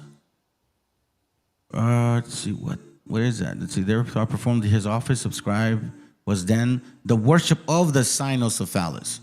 So is it like an animal, some sort? Huh. I think this is what they're talking about. Something like this. Like a dog shape or some shit. Anyways, go ahead, bro. I'll look it up later. All right, it says Pythagoras borrowed his knowledge of numbers and their meanings from the Egyptians. Theses received here science. I'm sorry, hold on, let me start again. Theses received their science from the Mayas, those civilized strangers, their ancestors who in remote ages, coming from the east and from the west, had settled and brought civilization to the banks of the Nile. Ooh, wait. What did it just claim that the Mayans did? It said that from east and west and had settled and brought civilization to the banks of the Nile. So we brought civilization to Egypt. You hear what it is claiming? Yeah, it says that. Such case being Which such makes sense because if we were the ones doing mummification first, right, as we just proved earlier, by thousands of years, so this is basically backing up that statement. It's basically telling you that yes, that we were the ones that brought civilization and even taught them mummification. Even mummification they learned from us.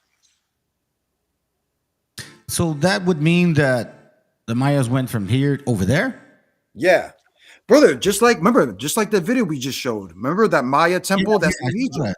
Yeah. That was the proof. And again, that dated to remember, he said the 18th dynasty.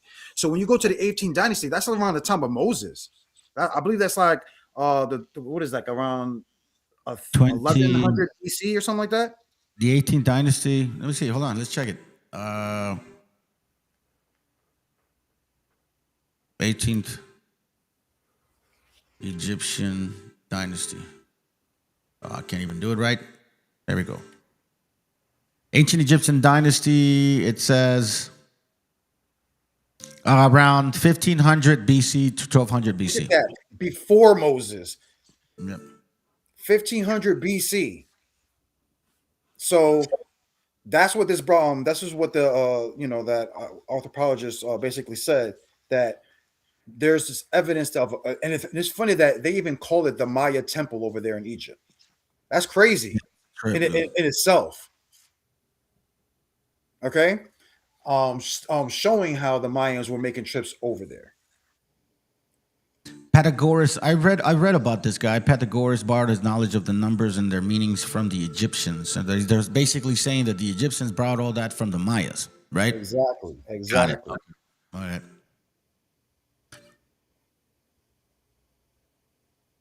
Now you keep reading. Okay, where did I stop? Okay, that's right. I stopped at the Nile. Such being the case, it is but natural that we should find the same doctrine regarding cosmogony and the meaning of numbers in Mayak, their mother country in the land of the West. Woo! Yeah, that's heavy, dude. This is their from a mother country. He said their mother country. Then it says Queen Mo and the Egyptian Sphinx. That's the book that he's referencing, right? Exactly. See Queen Mo and the Egyptian Sphinx by Augustus Leplon. I'm gonna check it out. Let's see. Yeah, I'll pull it up while you do that.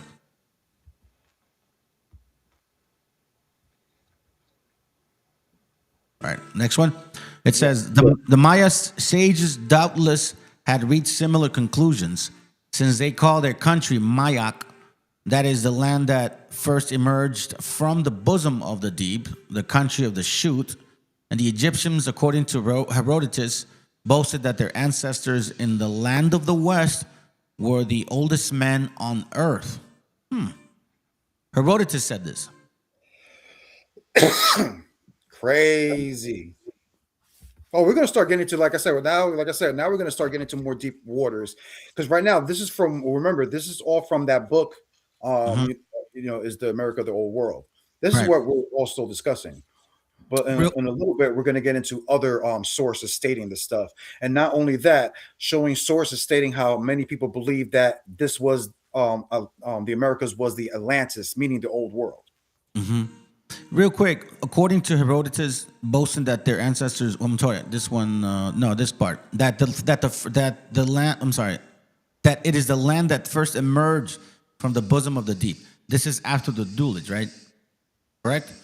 The first ones to emerge, is that what you're talking about? Is something different? Like, what do you mean? Well, like after the waters, right? Noah and all that stuff, right?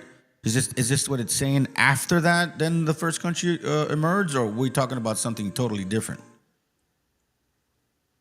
Look what it says. That it is the land that first emerged from the bosom of the deep, the country of the shoot. It could be talking about either creation or, like you said, it could be probably talking about the time after Noah. It could be either or. So it doesn't. Okay. All right. Cool. All right. Sounds good. All right. Let's go. Yeah. It says the firstborn among continents, America had been falsely denominated the New World. Hers was the first dry land lifted out of the waters. Hers was the first shore washed by the oceans that enveloped all the earth besides. I guess that's what they're talking about. Yeah, after the flood. And while Europe was represented only by islands rising here and there above the sea, America, Atlantis, already stretched in an unbroken line of land from Nova Scotia to the far west. Continue. Yeah. Did you see what it called the America? Yeah, Atlantis, the old world. Like I said, we're going to start discussing about that in a little bit. I just want everybody to remember. Remember, I told you that everything I'm showing you later on, we're going to start tying all these things. You know what I'm saying? Even again, don't forget about the Algonquin language, because again, wait till we get to the last video, because again, it's going to all tie in together. And I'm going to keep reminding you, brothers, how these things that I'm showing you are going to be tying in together. And the Freemasons, that they consider this Atlantis. That's big in their doctrine. In their doctrine. So, and I always wondered why that it's so important to them.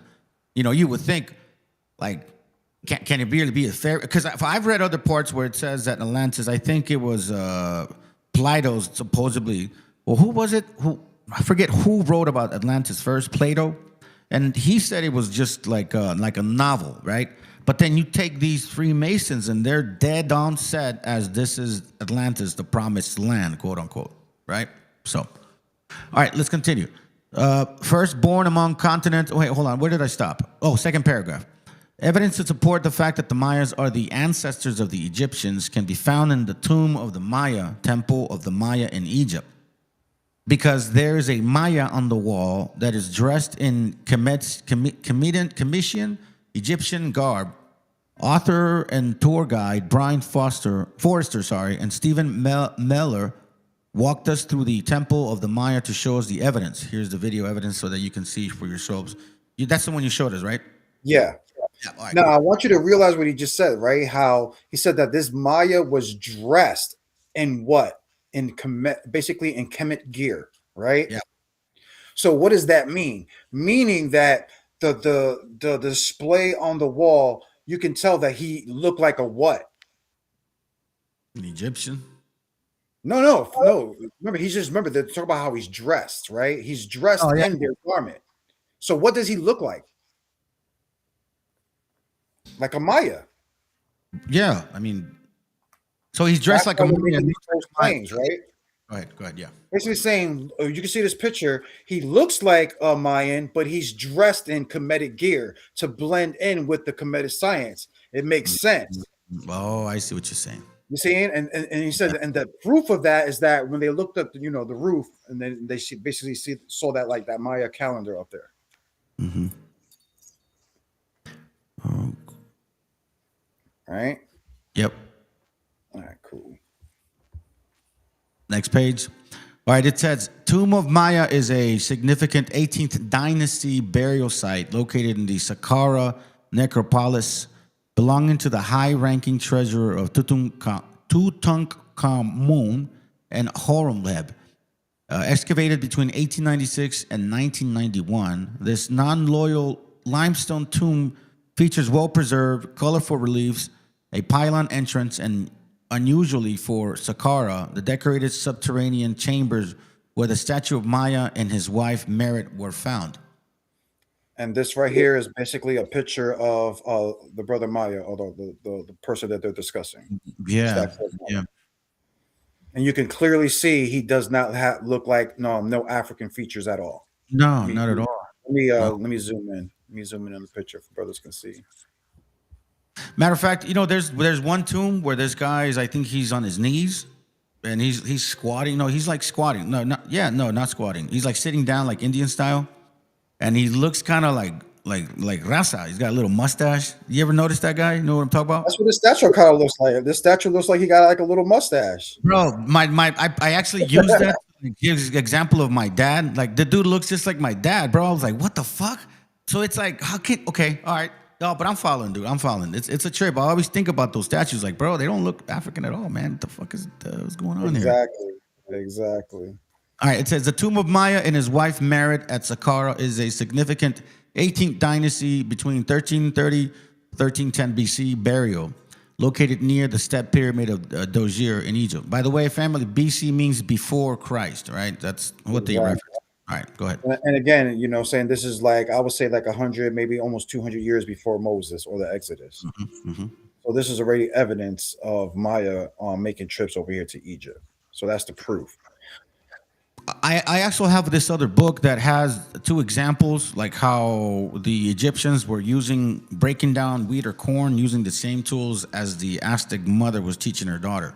Exact same example, same tools, same concept, everything, bro. It was a trip. What is that? Spirit Cave Mummy, Nevada? Is that a video? Yeah, no, it's just a picture. This is what we were discussing earlier. Remember about how you read how the oldest mummy was from the Spirit Cave? Right. Yeah, this is just a picture of it, of one of the mummies that they found, just to show brothers and sisters what the mummy looked like. It says, yep. Want me to read it? Oh, go ahead. Yeah, it says Spirit Cave is the oldest human mummy found in North America. It was recovered in 1940 in Spirit Cave, 13 miles east from Fallon, Nevada, United States, by the something husband and wife archaeological team of Sydney and Georgia Wheeler. It says he was said to be 40 years old when he died. Analysis of the remains show similarities to North and South American indigenous people. Hold on. Analysis of the remains show similarities to North and South American indigenous peoples, and in 2016, the remains were repatriated to the fallen Pauti Shushan tribe, Nevada. Wow. The oldest mummy in the entire world in civilization, correct? Correct.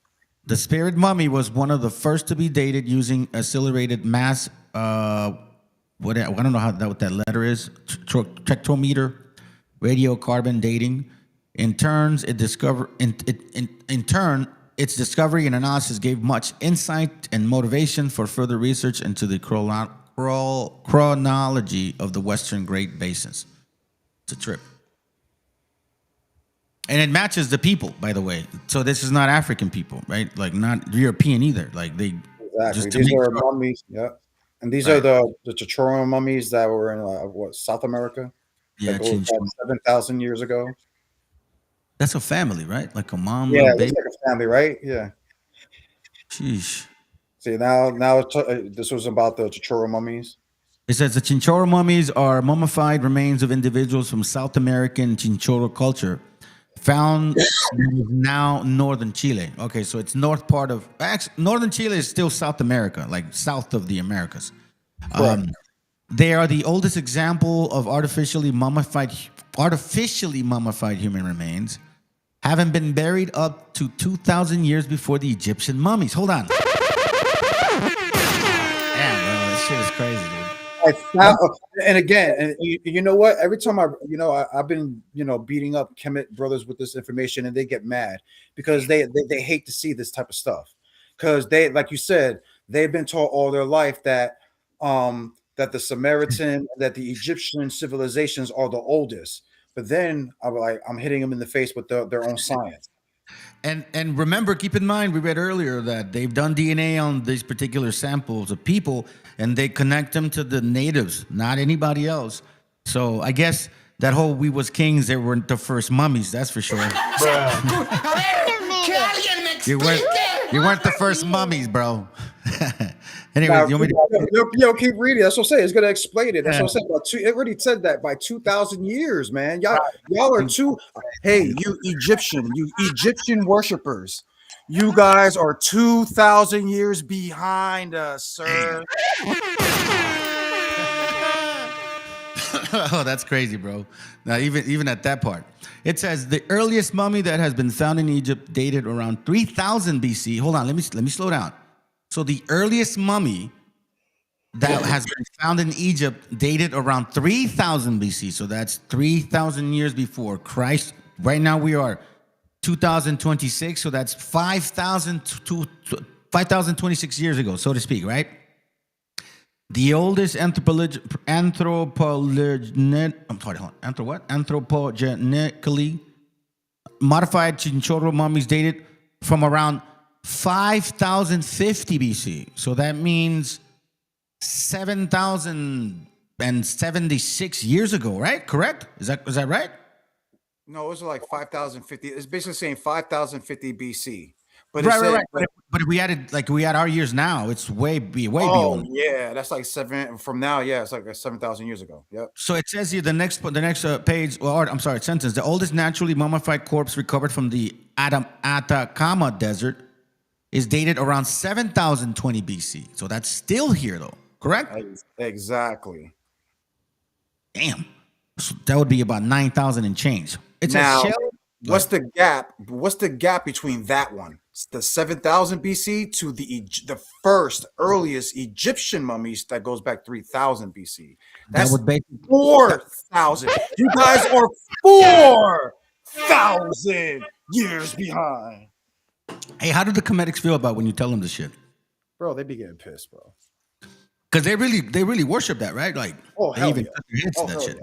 Oh, hell yeah. That's a trip, dude. That's a trip. Let me keep going. They get mad when I show them that we have more periods, or we have way more pyramids than they do, that we have the largest pyramid than they do, that our mummies go back way further than they don't like none of this. Oh, trust me, they don't like none of this. Next sentence. Shell midden and bone chemistry suggests that 90% of the people's diet was seafood. Many ancient cultures of fisher folk existed, tucked away in the arid river valley of the Indies, but the Chinchorro made themselves unique by their dedicated preservation of the dead.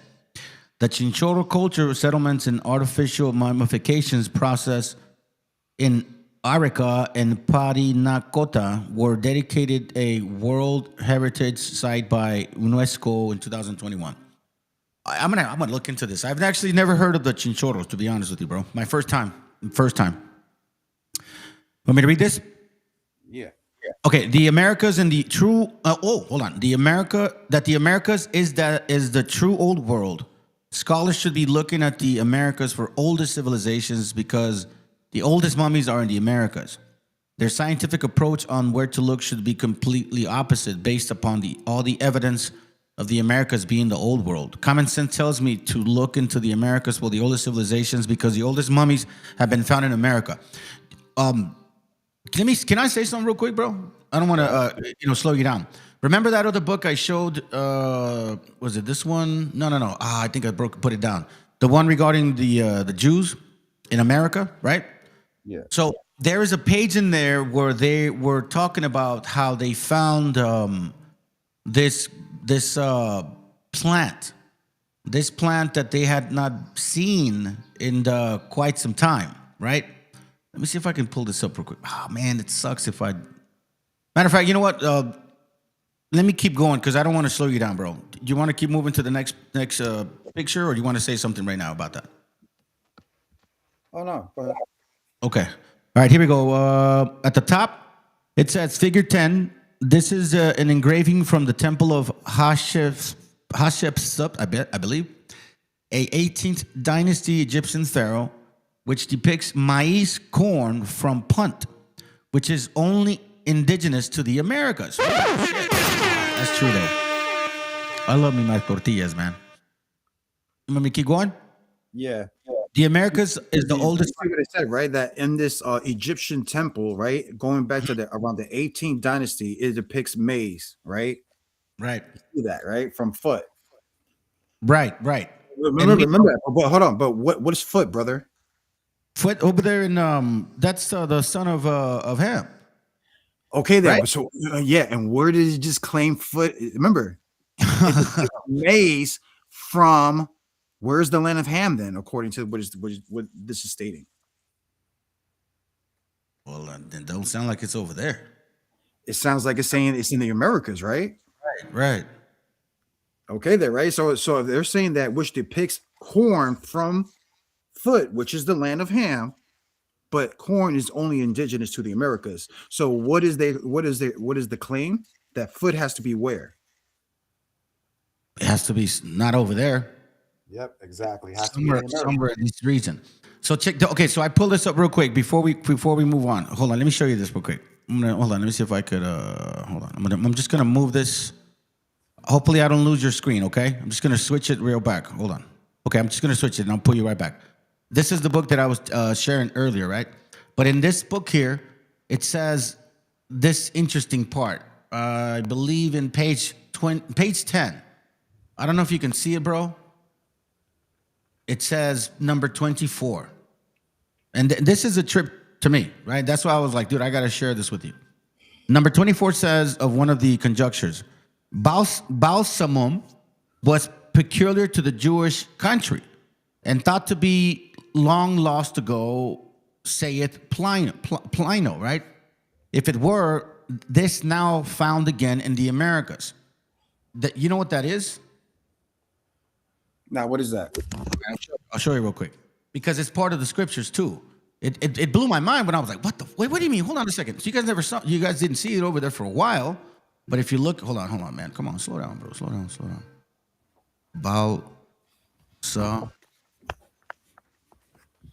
Balsamum. Balsamum basically is this right here, bro. I'll just go all of it. It's balsam. Okay, I see it. Right. Is the resinous exudate, whatever they call that, which forms a certain kind of tree and shrub, balsam, ultimately from a Semitic source, such as Hebrew. You see what I'm saying? So it's a biblical name for balm of Gilead. You see that right there? So that's the name of the plant, balsam? Right, yeah. Well, here, that's like they hadn't seen it since. It's like since a long time ago, and all of a sudden, it shows up here. So you know what I mean? Like, wait, hold on. How does that happen? Where does balsam originate from? Well, apparently okay, so let me go back to the book because they're talking about it being. No, I'm saying just Google it. Just Google it real quick. Like, where does it originate from? Okay, well, let me open up the page here real quick. Bro, open up, dude. What the hell? Oh, you're gonna act cool now? Oh, I know what it is. My stupid ass. Get on the way. Okay, let me not lose that real quick. Where is balsam originate from? Okay. Yeah. Where does originate from? It says balsam originates as a. Where's balsam from? Okay, what land? Balsam originate. Where does balsam origin come from? Balsam refers to as, oh my dear Jesus, bro, I can't even find something simple to tell me. Click on this. It's also Semitic, from the Semitic. I'm assuming that land over there. Okay, there is an isolated Old English used for, in the Middle English, use balsamum. So I guess it's known for this real quick. Let me use that. Okay. Where is balsam from?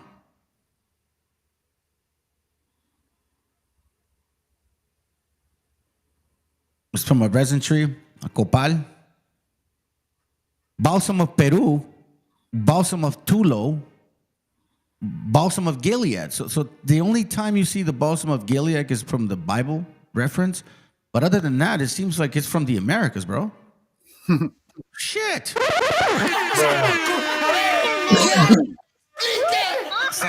So it's those little details, right, that I'm reading. I'm paying like, okay, well, what the fuck does that mean? All right, I'm gonna ask him when he's on live, bro. But I guess that's where it originates from. I'm assuming, right? I think so. All right, let's go back to your page. All righty. Okay, let's see. Where did I stop off? That the America is the oldest landmass, right? Yeah. Okay, cool. Let's go. Further evidence to support the said article can be found in the book Queen Mo and the, Egyptian Sphinx by Augustus Le Plongeon. The Mayas were the ancestors of the Egyptians. Like the Mayas, the Egyptians regarded the Mayas were the ancestors of the Egyptians. That's crazy. Like they're correlating two people from one hemisphere to the other. Now, remember, if you guys just came in, family, just keep in mind that all of this whole video is connecting. So the brothers is bringing us from the beginning to the end. So just don't take out certain pieces and assume and run with it. You got to watch the whole thing. You understand? If you got to go back to it. So let me start it again. Hold on, go back a little bit. No, I think you read that. You read that quote on another part, so we can skip that part. Perfect. Now let's do it. Okay. So read this part, right? We're going to read from this book now, right? Yes, sir. Geological sketches by Agassiz or something. L. Agassiz. All right. Now look what he says here. All right. It says the Maya sages doubtless had reached similar conclusions since they call their country Mayak. That is, the land first emerged from the bosom of the deep. The country of Shut. And the Egyptians, according to Herodotus, boasted that their ancestors in the land of the West were the oldest men on earth. If the opinion of Leo Humphrey and a host of modern geologists regarding the priority of the Americas' antiquity be correct, what right have we to gainsay the assertion of the Mayas and of the Egyptians in claiming likewise priority for their people and their country? But it is but natural to suppose that the intelligence in man was developed to the oldest continent among its most ancient. The other way. That one? Yeah. Okay, the ancient. It says the America, the old world, firstborn among the continents, though so much later in culture and civilization than some of more recent births. America, as far as her physical history is concerned, has been falsely denominated the New World. Hers was the first dry land lifted out of the waters. Hers was the first shore washed by the oceans that developed all the earth beside. And while Europe was represented only by islands rising here and there above the sea, America already stretched on an unbroken line of land from Nova Scotia to the far west. I think we read that somewhere else too, right? Yes, we did. It was just showing you the source, yep, or where book it came from. Here we go, right here. All right, so now Punt, by the way, is Put, okay, family? So you have, Mizraim, Put, and Canaan, correct? Correct. Okay, so Put is one of the Hamitic tribes. Put was in South America because the Egyptians showed on their temple engraving what they had brought from Punt, which had been in the Americas, South America, because maize and pineapples are only indigenous to the Americas. Punt is akin to Ethiopia. Akin, remember that, right? Mm-hmm. Meaning a brother. So Ethiopia is technically Kush, right? Mm-hmm. because Punt, like Ethiopia, is considered to be the birthplace of Egypt, both of which were in the Americas. Woo, what? Both. You heard that, right? Now it's claiming that Ethiopia and Put. Yep. It says because Atlantis was in the Americas, mostly South America, as I will demonstrate later. Then it says Dr. Gunnar Thompson argues that Punt was a Phoenician trading base near the equator on the American mainland. Want me to continue? Because you just highlighted that section. No, you can keep reading. All right. The New World was a major source of copper, which is found mainly in the Andean in Peru and Isles Royal in the Lake Superior. Paul Galles argued that the land of Punt was the Puno region of Peru on the shores of Lake Titicaca, where there are many old gold and autonomy mines, A metals that were brought back to Punt. The reed boats used on Lake Titicaca are almost identical to those used in ancient Egypt. 1, Gunnar Thompson, Secret Voyage to the New World. 9 True Adventurers from the Forbidden Chronicles of the American Discovery, Seattle, Washington.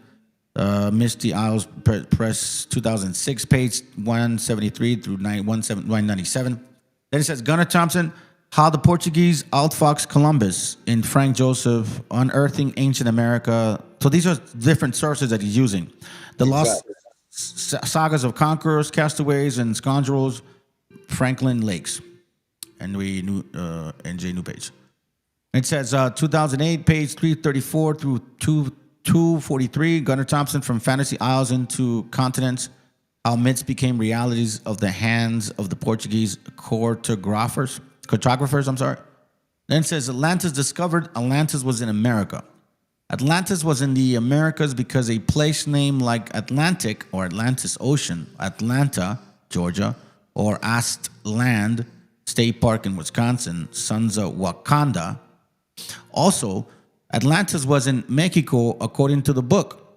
India once ruled the Americas. That's one of the books I have by Gene Matlock. Mexico has a lot of place names that contain Tlan, which is the whole, right? But why are the initials A and final TS missing in that popular Mexican place name? And it says, hard evidence suggests that the Sanskrit is the father of most world-class languages. If we use Sanskrit to explain the true meaning of Atlantis, we learn that the initial A means no longer. The final T or T derives from the Sanskrit des or tes, meaning nation. Atlantis, no longer the Tlan or Tolan nation. When a Atlantis sank under the ocean named after it, it certainly ceased to exist. However, the westernmost extremes of Atlantis, which is Mexico, is still above waters. It continues to be the Toyan or Tlan. Continue. Then it says, hard evidence suggests that... We just read that. Yep. You may want to move that one up a bit. All right, yeah, you can read this one. All right. This is from the book Civilizations in Ancient Egypt by Katanga A. Bongo. It says here, the idea that it was Europeans who introduced civilization to Africa is one of the biggest historical myths, okay? In fact, evidence from archaeological, oral history, and traditional languages and cultural practices strongly indicate that it was the South American Indians who introduced civilization to Africa. Yo, you think these Kevin dudes love like it's like it's kind of hard to really believe them too sometimes, for me. I don't really get into much of that, but it's like when you see the imagery of Egyptians, they don't look like the rest of the Africans, man, for the most part. Like I said, we'll get into that. Like I said, after this, we're going to start getting into other sources, and we'll get into all that. Got you. All right, let's continue. Where did I leave off? South America. Okay, Africa. Here's where I stopped. It says, strongly indicate that it was the South American Indians who introduced civilization to Africa some 7,000 years ago. Remember the mummification? Right. 7,000 BC, right? One of the first ones, right? Okay. Long before the Greek and Roman civilization emerged, which is what you're saying. Like they don't talk anything about that particular history if they've been around that long as well, correct? Yep. Right. The South American Indian had introduced civilization to Africa, therefore making Africa the second continent in the world to become civilized. Damn, hold on. Just, the first everything, right? You think an African would love to hear likes to hear this? The first everything and shit. Like, yo, the first everything to be civilized. How about that one? Yeah, that's the question now. Though. So we were the first people to be civilized before Africans, Asians, and Europeans. Man. Oh man, this is crazy. Keep in mind, family, that he did show evidence regarding the mummification. They went back and did the DNA of the mummy as well as to the people, and it has nothing to do with them. So, he did bring that out. And that to me is like very striking. Because nowadays, some people don't want to believe in DNA. Well, I'll tell you what, dude, if somebody accuses you of murder, you're going to believe in that shit. If it can get you free. You get what I'm saying? So, that's important. All right, let's continue. It says, spurred on by their South American Indian guest. Hold on. Spurred on by their South American Indian guest. Wow. The Africans built great empires that lasted for several thousand years at a time. Contrary to popular myth in the Western world, the advent of European destroyed civilizations in Africa rather than made it. That's a trip. Now, what I'm saying? Now we could get into some imagery about this African stuff, right? And this is just things that I point out to brothers all the time, especially to the Kemet community. One of their biggest god is Horus, correct? Now, here's a depiction of Horus, as you can see on the bottom corner. And this falcon is a falcon that's indigenous to the Americas. It's called the pendulum falcon. The pendulum falcon? Yes. Let me look them up. And you know what I'm saying? So basically, the two falcons so when you research about Horus, about the two falcons that can represent Horus, it'll tell you about the pendulum falcon, and I forgot the other name of the other falcon, which is an African falcon. Well, that falcon is brown, and it doesn't really look like the depiction as we see Horus looking like. Yeah. So when you compare the African falcon to the pendulum falcon, which is found in North America, you find that Horus represents a North American falcon. Look at the head; you can see it's clearly representing the pendulum falcon. So why is so the question is to the Kemetic community is, why is one of your most famous gods that you guys brag about representing a falcon that's an American falcon and not African? Yeah, how would they even have an idea of what that falcon looks like if it's not even anywhere near that region, like its origin, correct? So there's no falcons like that over there, absolutely whatsoever. Just like I said, so these are just proofs that we obviously had ties within each other, just like how I proved how the Mayans came over here in the Maya temple. Yep. I have this page from the mysteries of the Mexican pyramid, right? And it shows a picture. It has a picture of people worshiping, and in certain worshiping something, and in certain images, certain statues that look like that over there. You get what I mean? Now, me, obviously, I would think that it's like, oh, it's like those people, but no. On the contrary, it almost seems like they got this information here and almost ran with it. I'm like, again, I'm letting you handle the floor because this is an open topic for me. You get what I'm saying? Yeah. But before we get into more detail, let's address how we were talking about how you say that a lot of the Egyptians look like our people, and I totally agree with you. Right now, I'm going to show you guys a couple of things. Right, this was found in the Grand Canyon, images like this, right, of these the supposed pyramids. and even artifacts, right? Hold on. Yeah. Where is it? There it is. This is a tablet that was found in the Grand Canyon of an Egyptian stone head, right? More Egyptian artifacts that they found. Just, stuff like that, right? Now, Yeah. this is how, like I said, this is just proof how our people had ties with Egypt. Because remember, we're talking about Egypt, right? This whole time we're talking about Mayans going to Egypt, Mayans going to Egypt, and we're civilizing them. We're civilizing them. This is Mm-hmm. why we see correlations between Egyptians and Native American culture. As you see right here, this is a statue in Egypt. Look at the headpiece, and we see the same similar headpiece of these feathers being in Native American culture. You see it?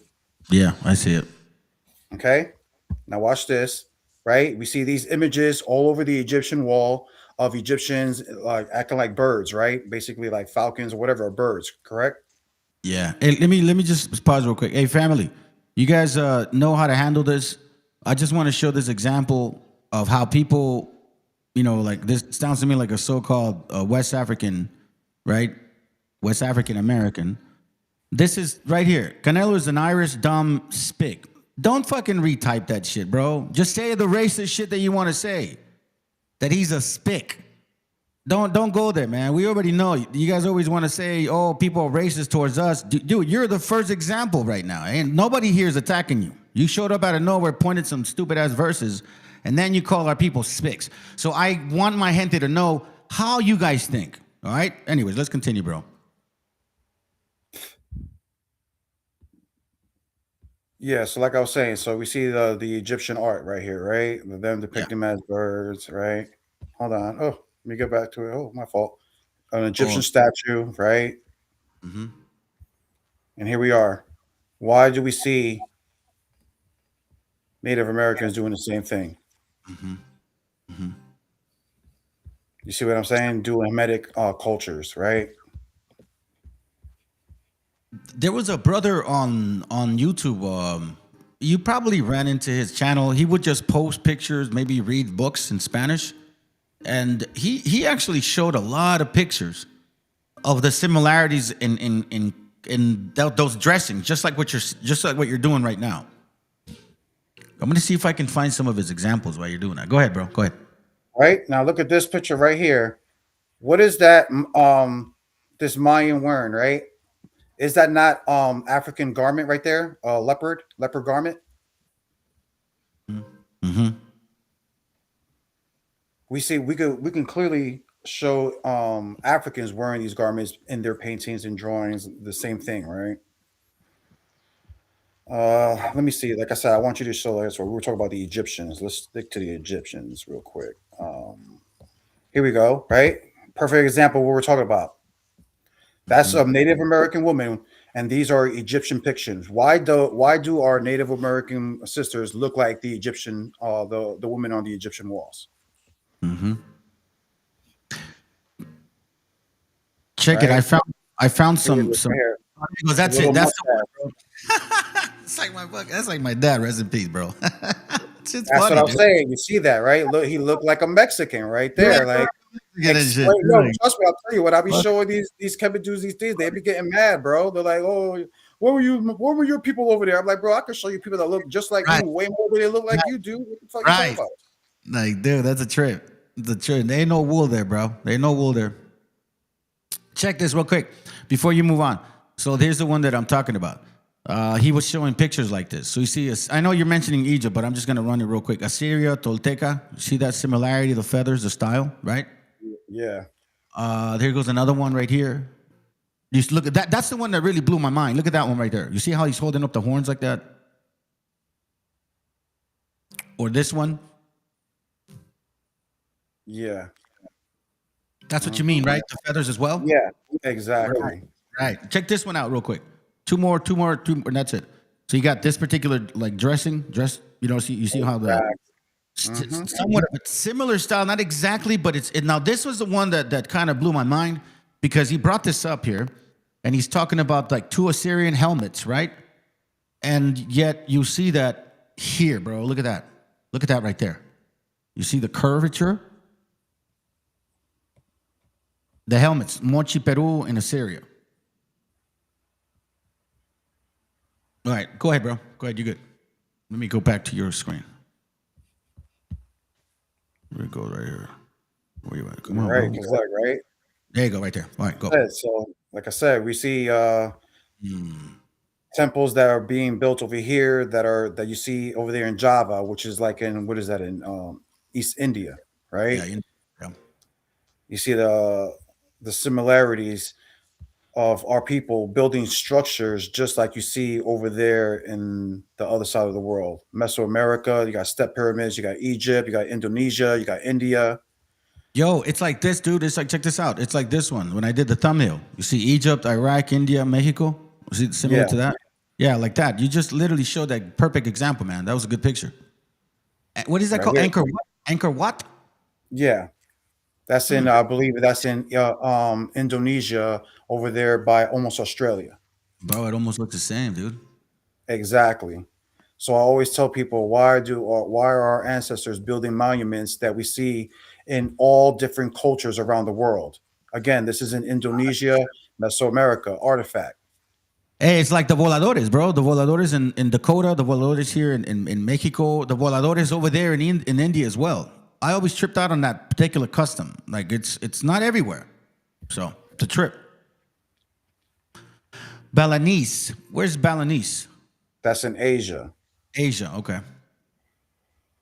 You know what I'm saying? Wow, look at that right there. The what is that? Like a snake type? Like a dragon, almost like a dragon. Yeah, that's a trip, dude. So, you know what I'm saying? So what I like to point out to brothers is like, why do we see that now again? So now we're talking about Balinese, which is in Asia, right? Indonesia, which is by Australia. India, which is in Asia. Why are we seeing our people building things that not only in Africa, as we just showed earlier, but now also in Asia, in basically Australia, all over the world? But everybody else has their own culture. China has their own culture. Japan has their own, going back thousands of years. But over here in the Americas, we could find different cultures and different ways of not only just the culture, but how they built their monuments, going back all around the world. Let me show you real quick the picture I was talking about. This is from the mysteries of the Mexican pyramids. Look at that right there, bro. Do you see that? That they found that here. But you see those designs? Do you see those statues, man? Yeah. So I was tripping out on that as well. That's more like what you see kind of over there in a sense, right? Yeah. All right, let me go ahead and switch back. There you go.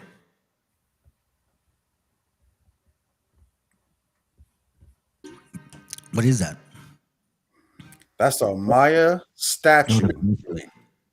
If you notice what he's wearing the Ephod plate, which is 12 stones with tassels on the end.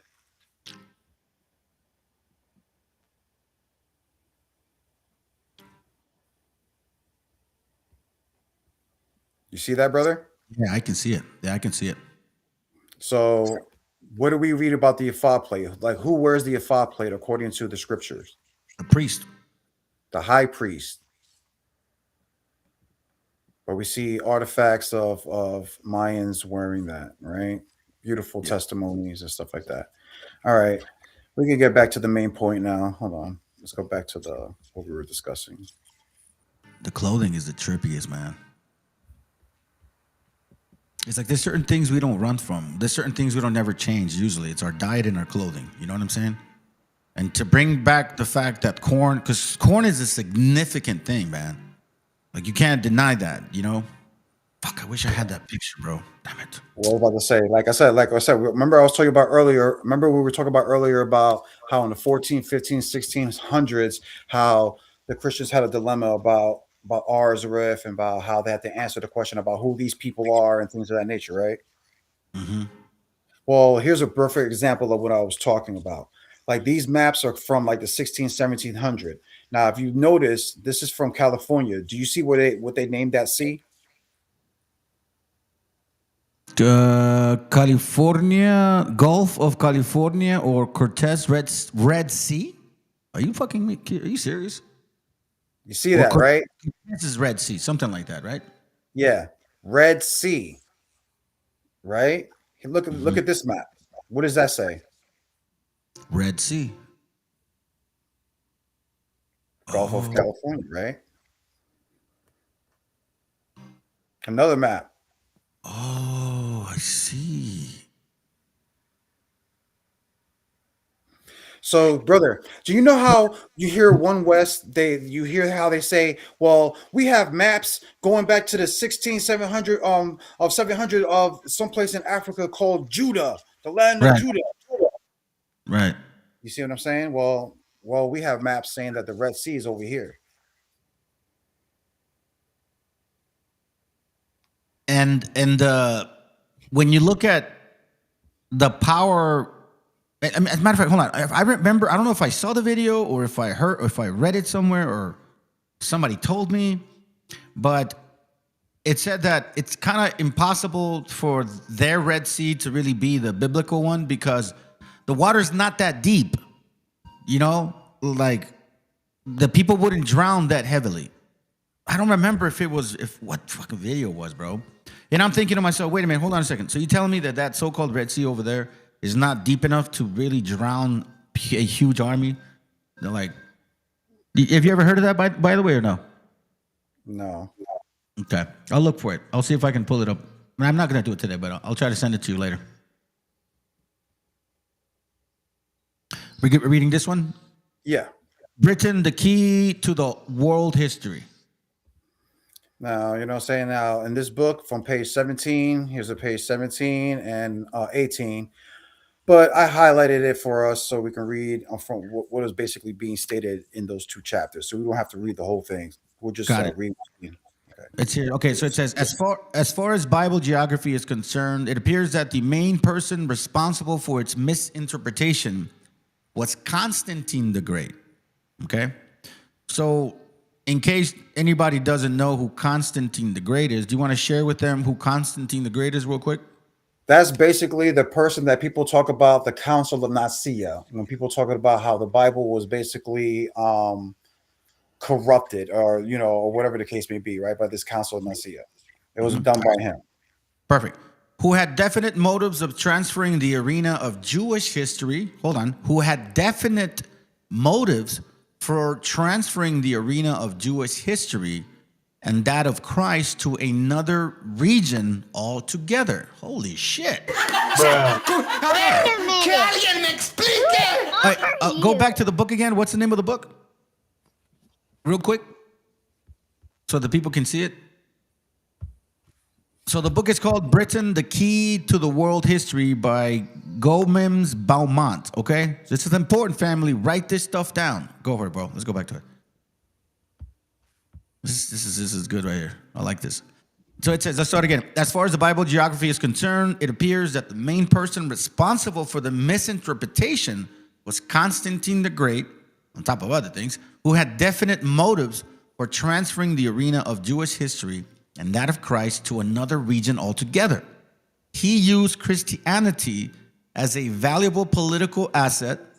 Want me to go? Yeah, keep reading, brother. The whole thing is beautiful.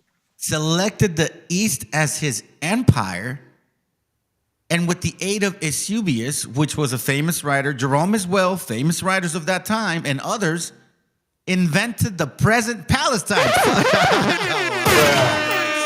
minute. Who are you? Oh, shit. You know, I do want to pause real quick because the scriptures talk about the land of milk and honey, huh? They don't really look like that. Well, I'm telling you, now remember, I told you the first part of this whole lesson, I was bringing out that book and these videos, right? And I told you that now I'm going to start bringing out how all these news sources are going to tie in all together about what we're discussing. If you notice, it started talking about in the last sources about Atlantis and this, like you said, the land of milk and honey. This is where we're going to start getting into it, brothers and sisters, about this land of milk and honey and Atlantis. And according to these Greek philosophers, and even like we're reading here, Constantine, about how they're discussing about how they're lying to the people about not only where the land of Israel is, and even how they even invented present Palestine. It's crazy. It's an imagination. Like they just clearly just made it up, just to hide where the real land is at. Yeah, and think about this too. That he's Constantine was the. I mean, I have the book called Constantine the Great, and in that particular book, hold on, let me see if I can just real quick. So because people need to know, Constantine was not a laughing matter when it came to these hypotheticals. Like he really did what he could. Like this saying right now, he had an intent to gain power at the same time. So what was the best way to manipulate religion, create a new history, and give us something that Constantine. Let's see if I can find it. The life and times of Constantine the Great. So this is the book here, just to show you real quick. Let me go back here. Here it goes, right here. Let me show you. So this is the book, right? The life and times of Constantine the Great. In this page here, 152, it talks about a particular. Hold on, I don't want to bring this up right now. I think this page here. Here goes right here. It says here that in spite of his strong attachments to the Christian religion, Constantine did not forcibly eradicate the old gods. Although Eusebius, which is mentioning in his page, in his life of Constantine, writes that he alone brought down every multitude god error. He dutifully quotes in full text of an edict addressed to the governors of the East, in which Constantine clearly reaffirms the principle of religious freedom that he had first said in Milan. Let no one interfere with another. Each should do what his soul wishes. So that's really what he really believed in, bro. Still responding to the teachings of church sexuality laxity, he closed some temples of Aphrodite or Venus because of reports that acts of sexual depravity were committed behind their walls. It says, nevertheless, throughout the region, Constantine never forgot that the majority of his subjects were still pagan and was careful not to press them too hard and push them more fanatical among them to act of despair.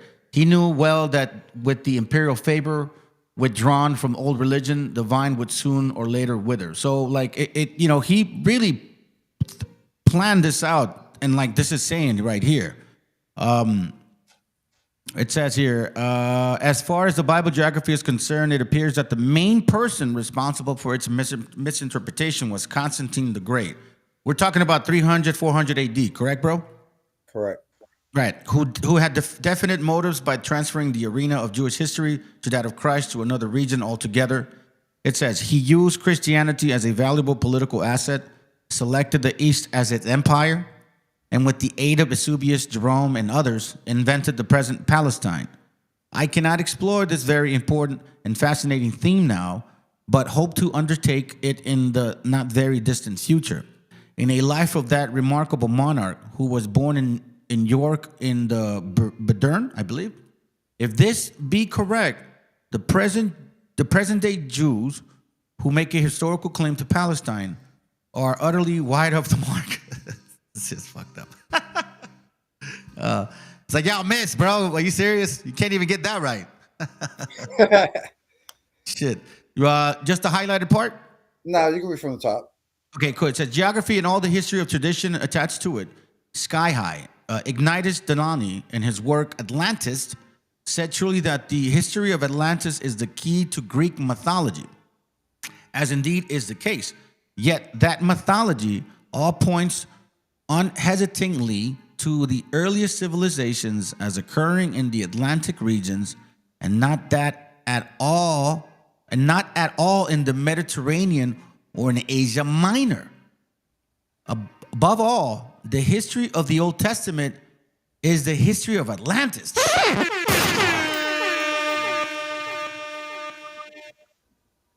So, is all the history really made up recently? Like, is that what they're really saying?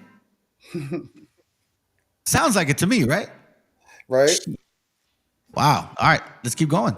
So now let's go start learning about, where according to these Greek mythology, where is Atlantis, right? Because they're saying that ties up with the Old Testament, right? Mm-hmm. Which is the old world, right? Mm-hmm. So now we're going to get to a history that they don't tell us in school, right? It says a history they didn't tell you in school. In circa 100 BC, Diodorus Siculus, I'm familiar with him, of Rome, talked with Phoenicians of Carthage and learned about America, calling it the land of the gods. Now, let's go read from this book right here, right? It's called what? Homer's Odyssey, America's discovery by the ancient Greeks. This is Diodorus Siculus scribe in the enclosed section says, far out off the African coast, there is an island remarkable for its size, which, as it lies in the ocean to the west, has a distance equal to a trip of some days from Libya. And generally speaking, this land has such a mild climate that most of the years produces a lot of fruit from the trees and other seasonal fruits. Therefore, with its excessive wealth, it looks like it's been created from the very beginning as the abode of gods, so to speak, and not humans. Book 5, I believe, 19. So where is this place claiming? It says far off Africa, right? Off the coast of Africa. So what land could it be possibly talking about? Oh, it's a matter of fact, I pulled up the link that he specifically referenced the lands over here. And, he confirmed there were people here too. It wasn't empty land. It says here, the Phoenician tradition, Diodorus Siculus, who flourished 3/4 of a century before the Christian era, furnished a somewhat detailed account of a great island in the Atlantic Ocean west of Africa. In the second chapter of the 5th book of his historical library, he says that opposite of Africa lies a very great island in the vast ocean of many days, sailed from Libya westward, which was known for a long time because of its remote situation, that it was finally discovered accidentally by some Phoenicians sailing along the west coast of Africa, who were prevented from landing and driven far to the west by violent storms, that they found a new country rich in fauna and flora and in everything suitable to the wants of man. Let's say Atlantis found in 1492. To the editor of the Evening World. So this is like a newsletter, right? This is where it's coming from, like a newsletter. Okay. So I read with much interest the article on the lost continent of Atlantis. This and numerous others about Atlantis only serve to fix more firmly, in my opinion, the idea that the continent, supposed by the ancients to exist beyond the Pillars of Hercules, that's between North Africa and South Spain, okay, fam? That's what it's talking about. Was found by Columbus in 1492. Columbus, instead of discovering a new route to India, found Atlantis instead. Were not the Aztecs, the Incas, Toltecs highly cultured in their way? So according to this article, what did Columbus find? He found, instead of discovering a new route to India, he found Atlantis instead. Let me see, Paul Olson, The Kingdom of Science, Literary Utopianism and British Education, between 1612 and 1670, right? It says here, each nation, including the Indians of Atlantis, visited every other. The Western Hemisphere Indians once had a high culture. They are primitive only in consequence. No. Start from the top again. Yeah, I'm sorry, I might. It says, world by ships flourished as in the Renaissance Europe. Each nation, including the Indians of Atlantis, visited. Wait. So according to that book, now, how many sources have we already brought out? 4 or 5 so far. So according to this source, what is it just called, the Indians? Of Atlantis. Damn. So why is it that all these sources claiming that this is the ancient world? Keep reading. Yeah, visited every other. The Western Hemisphere Indians once had a high culture, and they are primitive only in consequence of their great wars and the subsequent flood that took away their culture, forcing them to make the simplest of adaptations to nature.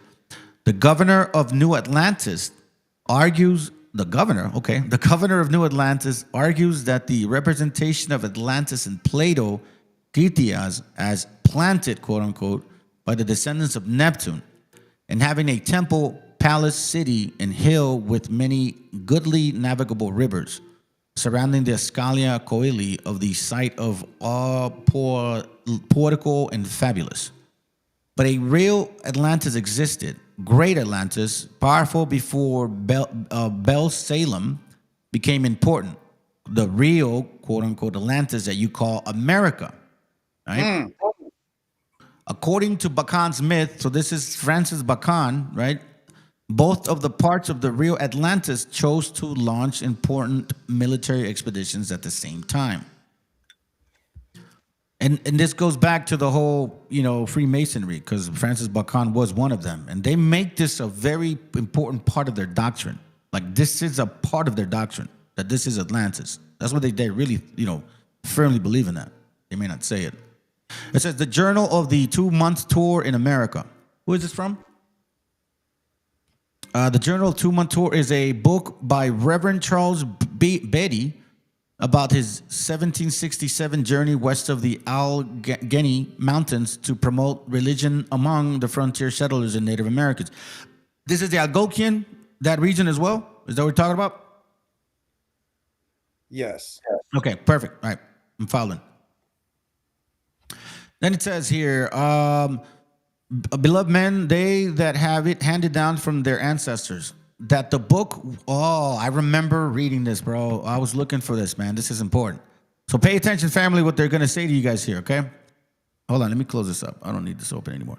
It says here that the book which the white people have, meaning the Bible, was once theirs, that while they had it, they prospered exceedingly, but that the white people bought it out of them and learned many things from it.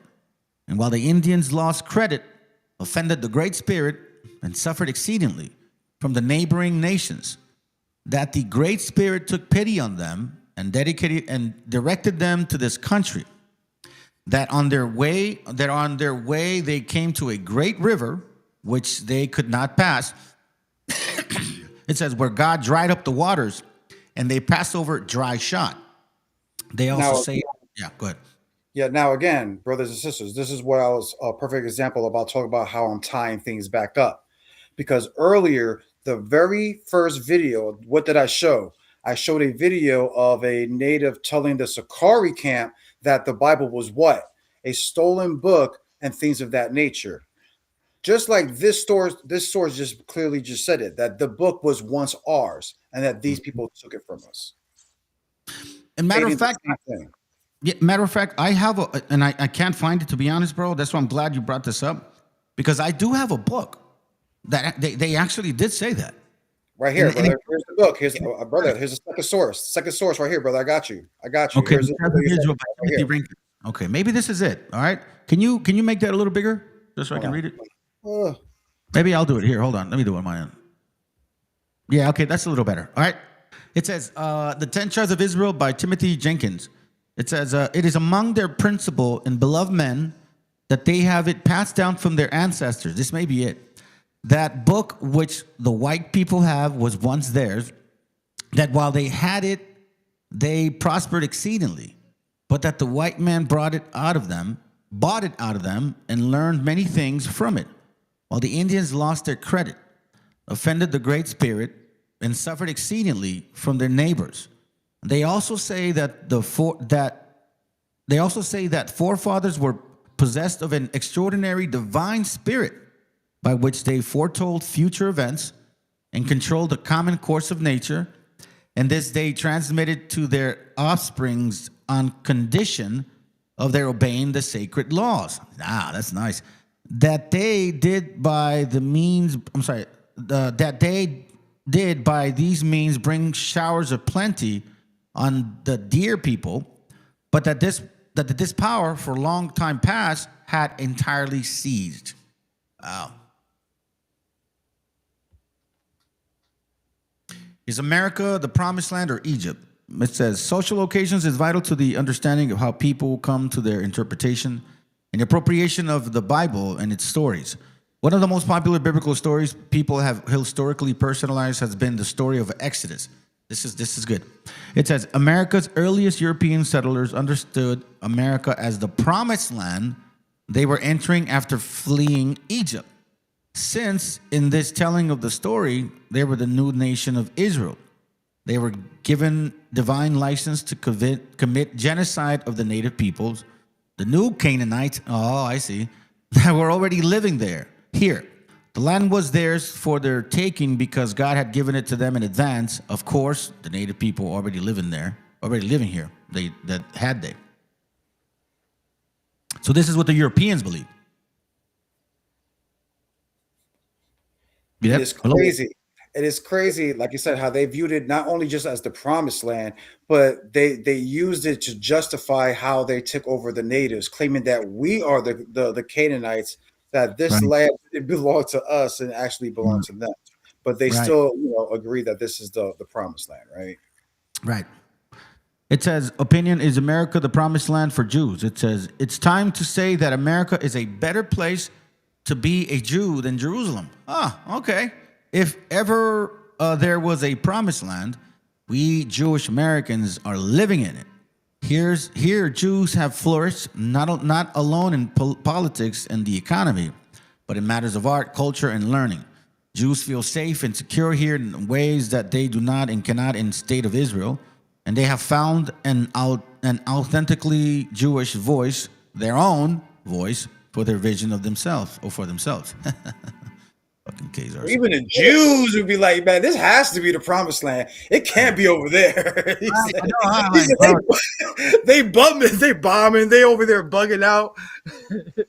Constantine really pulled a fast one on them, bro. Because if you really think about it, man, it's remember I told you I was like, hey man, it's kind of hard to believe over there because it's not fruitful, bro. Like you see the pictures. I'm not even the one to have to. Come on, bro. Like you telling me that they can't grow some shit over there? And look how far back this article goes back in the Washington Post. It goes back from 1987. Most of y'all probably weren't even alive when this post came out. Mm-hmm. Matter of fact, now that we're on this topic, I'll share this page real quick. Oh, hold on. You're gonna show something else in the meantime? No. Go ahead. Okay. I'll share this. No, I'll just real quick.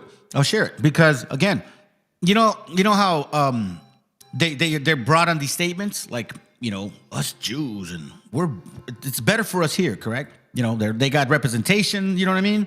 They got politics. They got power, right? We all know that. So one thing that I do know about people and nations is they're very boastful, right?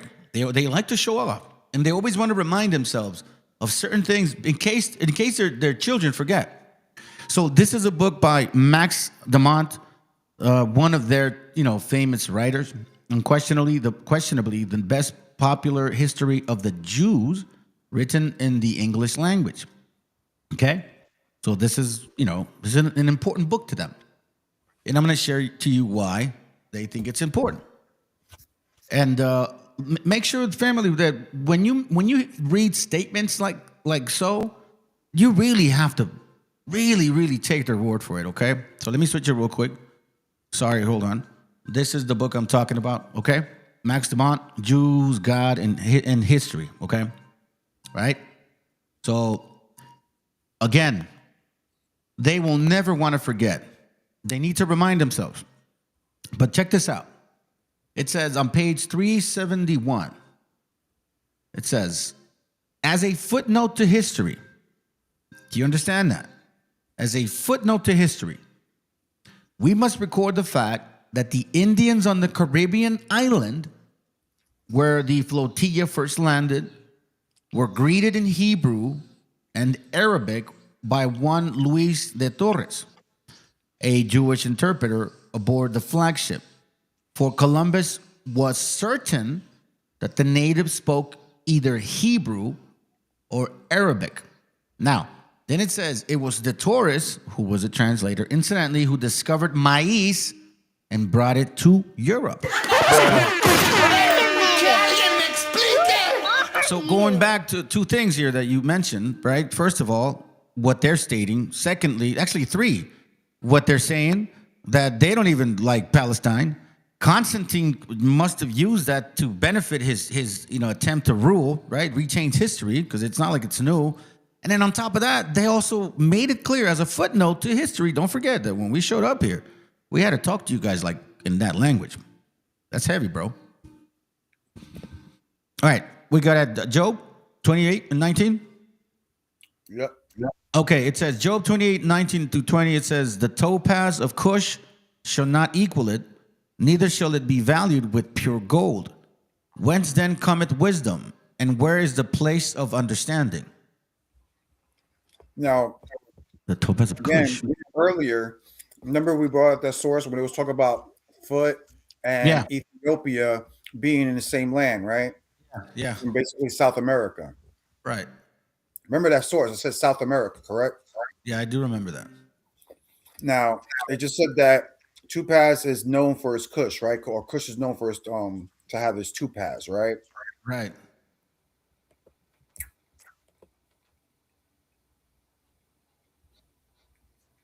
It says Ethiopia is mainly known for its opals, or opals, which are primarily mined around the town Wegeltina in the northeast of country.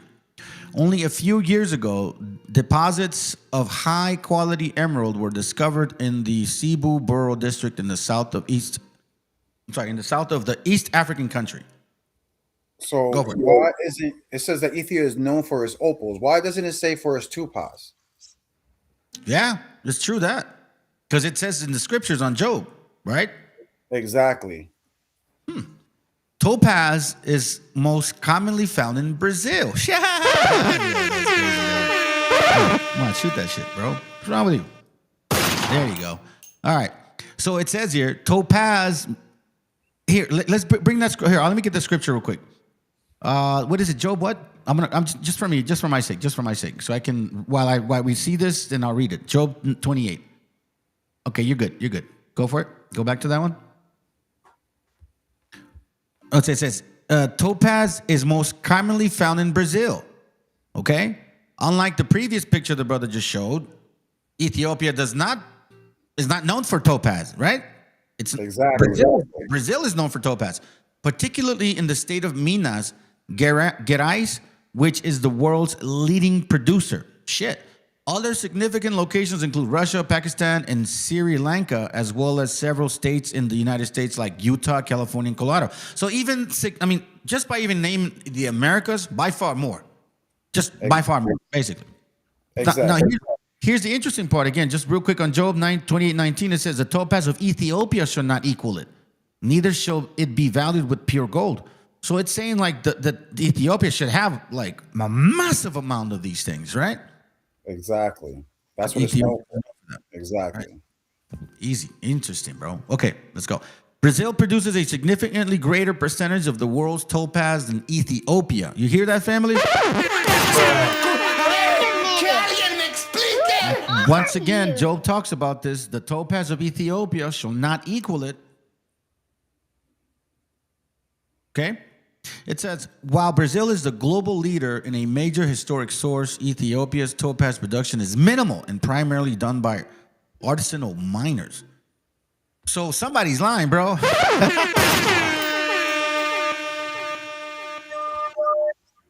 Somebody's lying, dude.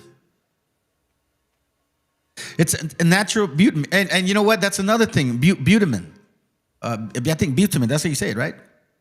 Natural bitumen and minerals tar are not native to Ethiopia, but the country does have significant oil shale deposits. The material that the country uses for road constructions are imported. Bitumen is in the Bible. Go ahead. No, go read it. It says fossiler forest tar pits around the world. Ah, shit, bro. We blow them apart. You see where it says like it has like the little pitch with the thing, right? The little purple is letting you know that all the tar pits or whatever you want to say around the world was located at, right? Over here, yeah. Look where it's located over there. Are there any tar pits or anything located anywhere near Egypt? Nah, not even close to Syria or Iraq, dude. That's up in Turkey. Like what is it? Caucasus Mountain, close to that shit. Look at the Americas. I mean, I would say 90% of all these tar pits exist over here in the Americas. So again, Job 28:19, the topaz of Ethiopia shall not equal it, neither shall the value of the pure gold. So far, there's hardly anything over there that way. Let's see, what do we got? What do you want me to read? 2 Samuel 5:23. Hold on. Yeah. I want to get more into the language.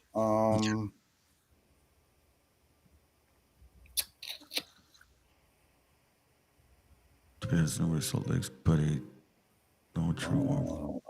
I think it's maybe this one. Samuel 2:523. Here we go. We're going to talk about some language, about how the similarities of the language.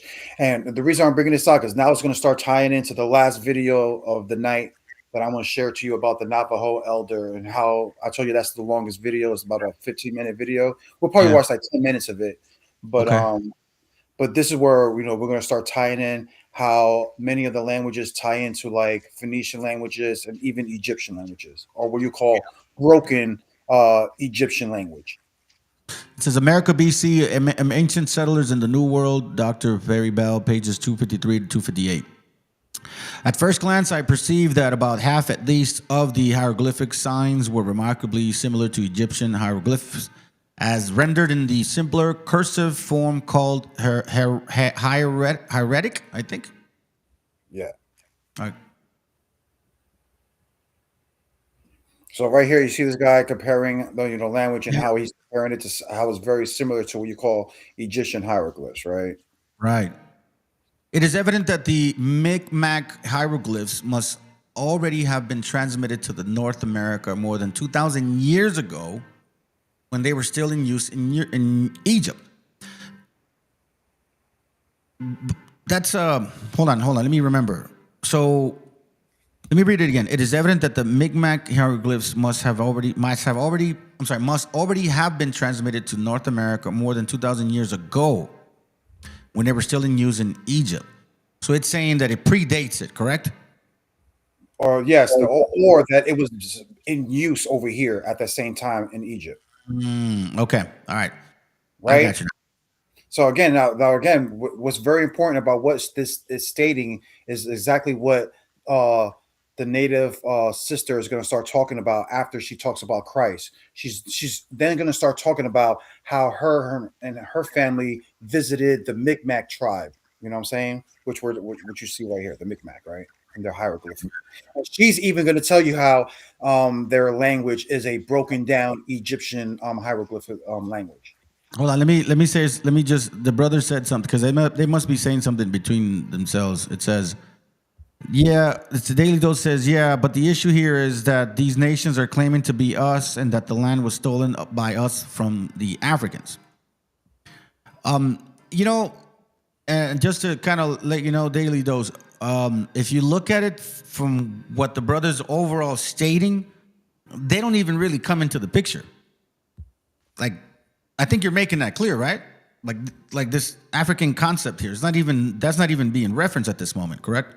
Yeah, we're not even talking about Africa. Right.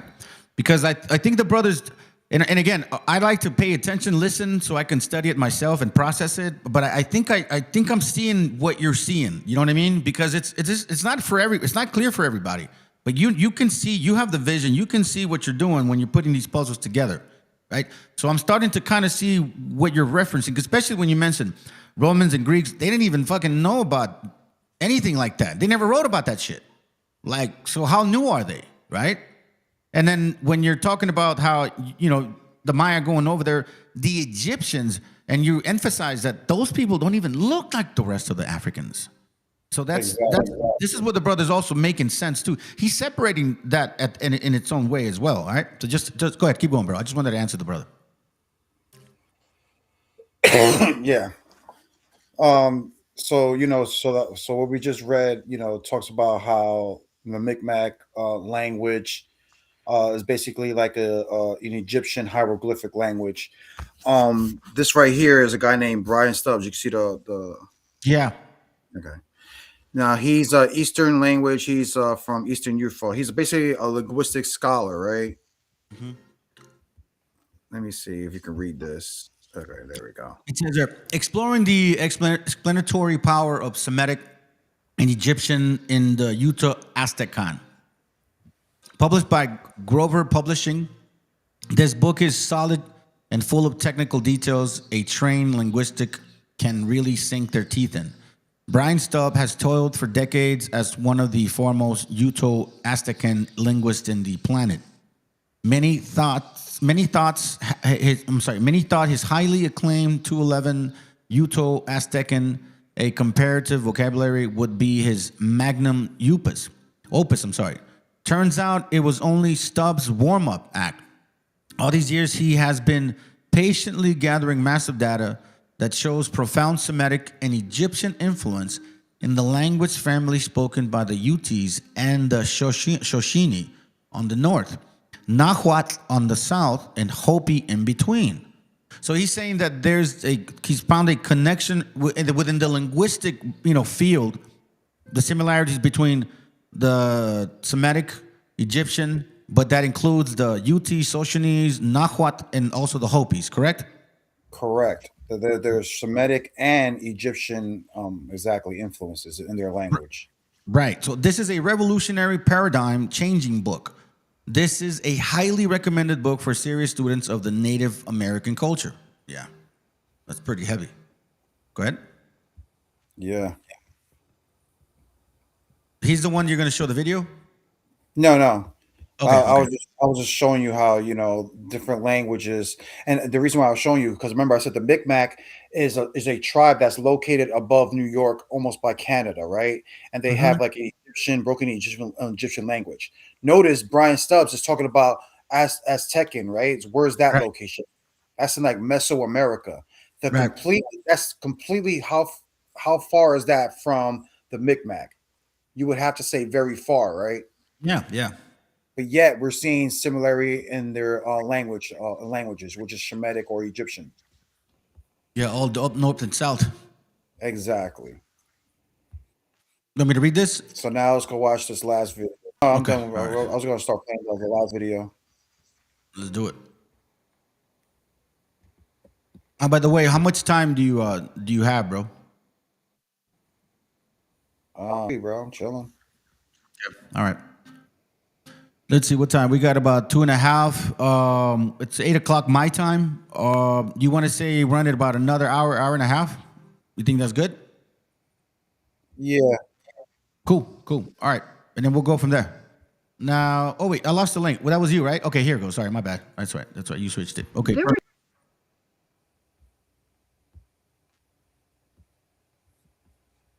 You can see it? Yeah, we can see it. Go for it.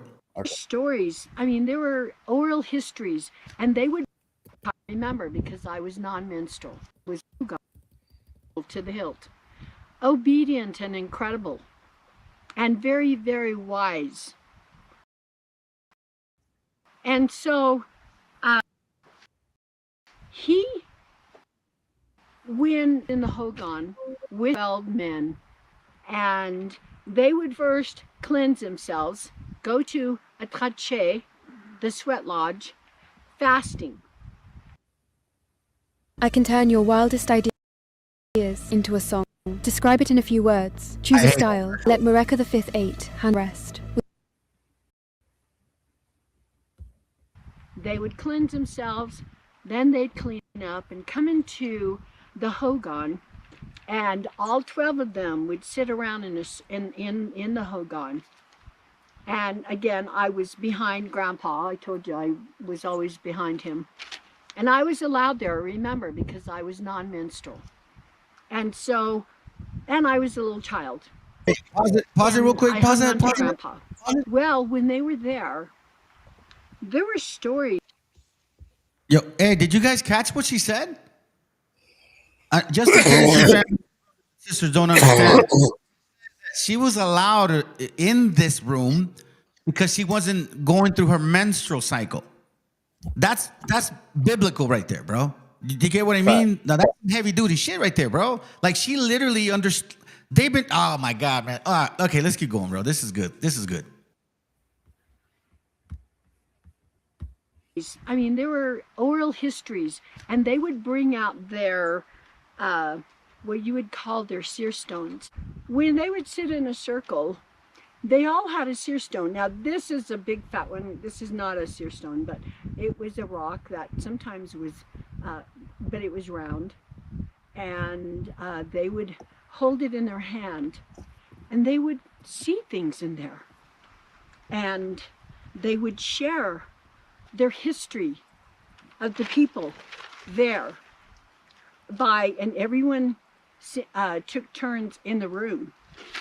And the things that they would speak about, and what I learned from these men, is that they would talk about the crucifixion of Jesus Christ.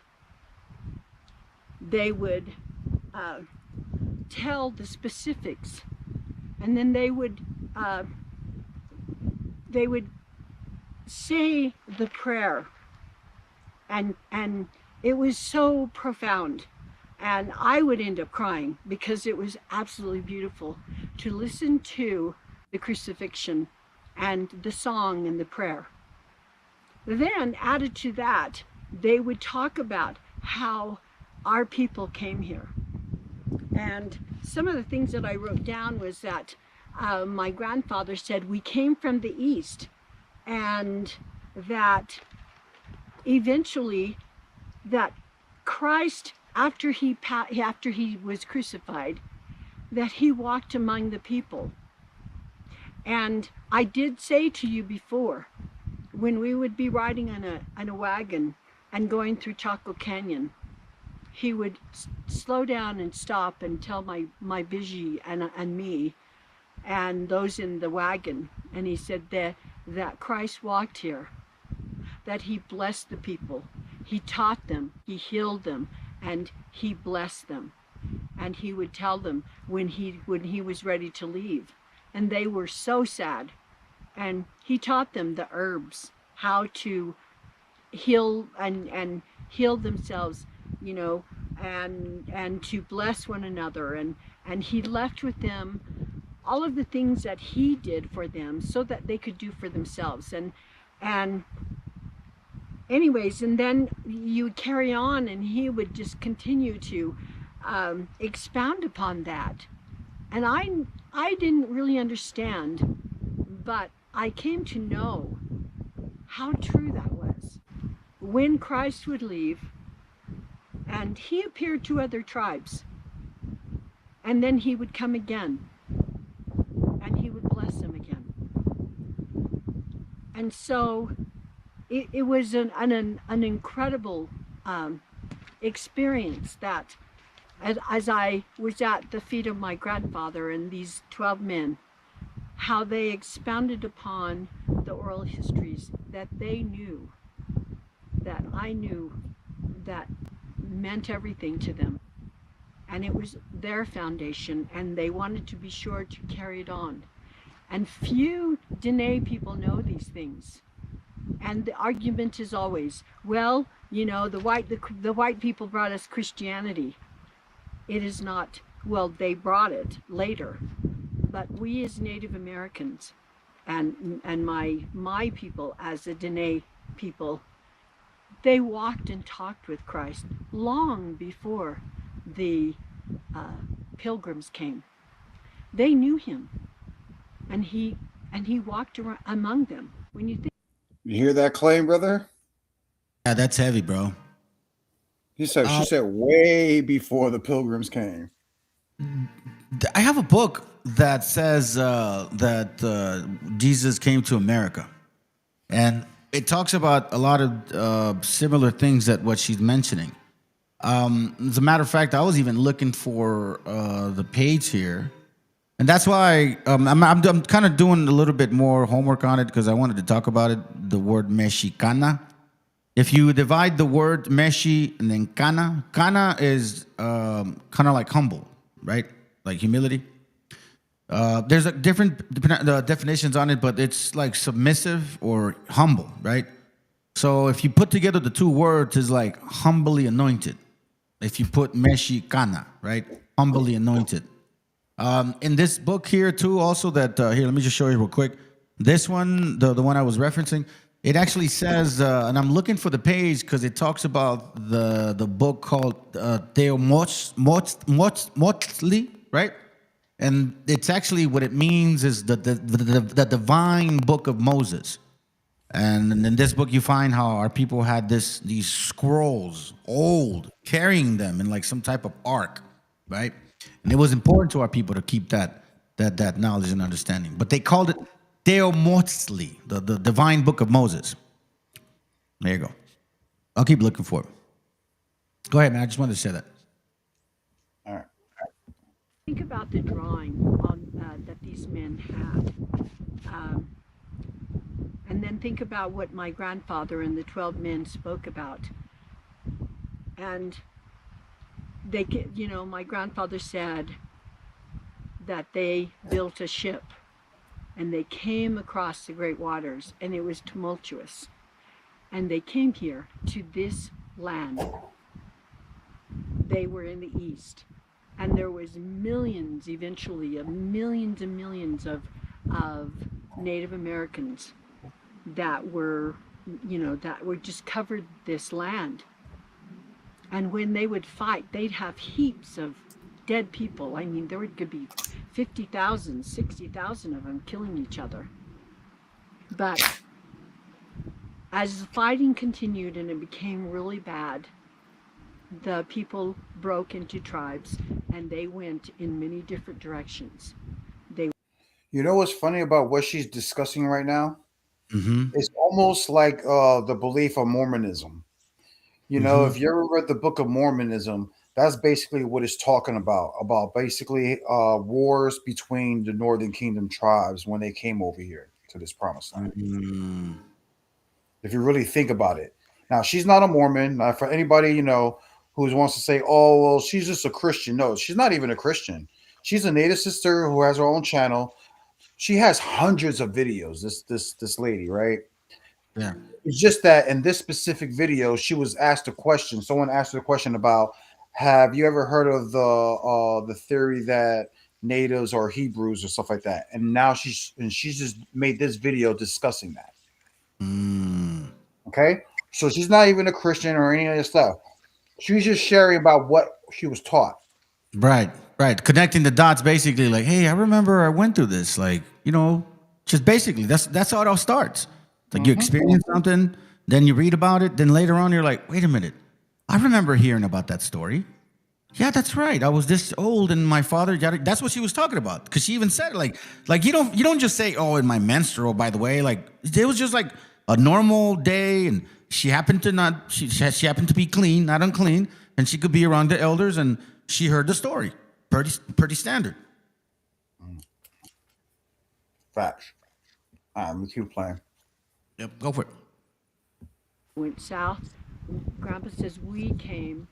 Our oral history is that we came south, along probably kind of like Tennessee or could be, I don't know. That just in my mind, I'm thinking, and they came, could have been through Georgia or by Florida, and then came because they said it was warm, and then they came and across and ended up in the Southwest, and they longed for home across the big waters. They longed for that home, and sometimes I would see these men weep because they said that's where our umbilical cords were buried there. Our ancestors' umbilical cords were buried there. But then again, they say, we came to this place where the 4 sacred mountains are. Now, our children, our posterity's umbilical cords are buried here. And this is always going to be a place that our hearts yearn for, and this is a sacred place for us. So that was kind of, that was the teachings that I received. Now, Grandpa and I have, we've done genealogy research and visited the Micmac tribe in Maine.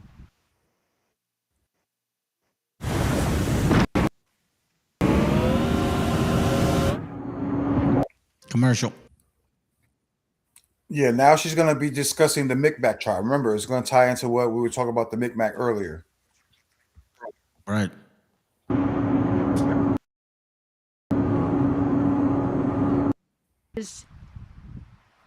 I can't explain and have you feel unless you were there. how amazing it was to go in and meet the Micmac and to have one of the tribal members take us to the museum. And the things we saw there were memorable and actually a testimony of and supported everything my grandfather and these 12 men spoke about. They talk about their history as these turtle boats. Now the turtle boats that they referred to were like this and conal shape, and they came across the great waters in that, and they ended up in the shores and came down the St. Lawrence River. And they tell you this. And then they get to the St. Lawrence River and they disperse from there, and these people moved. They went up and they moved north. Now, as you know, the Micmacs went north and they cover all of the different islands north, Nova Scotia, etc. They talked about, and these were, they call them turtle boats. I told you, the little turtle boats. And there was an incredible amount in what we know and understand that that came. So once they made their home in Maine, you look at their, let's go with their language. Now, I don't know if you know what Reformed Egyptian is, but I will call it Reformed Egyptian. Some people laugh at that, but it is. And it was their written language that they brought with them, and they were still, to this day, they use it. The hieroglyphics that they use, the writings. You heard what she just called it, brother? Yeah, the hieroglyphics, yeah. She said reformed Egyptian. That's what she would call it. People will laugh at it, but that's basically what it is reformed Egyptian. Wow. They still use it today. Crazy. The words they use. And they call this sometimes the Adamic language.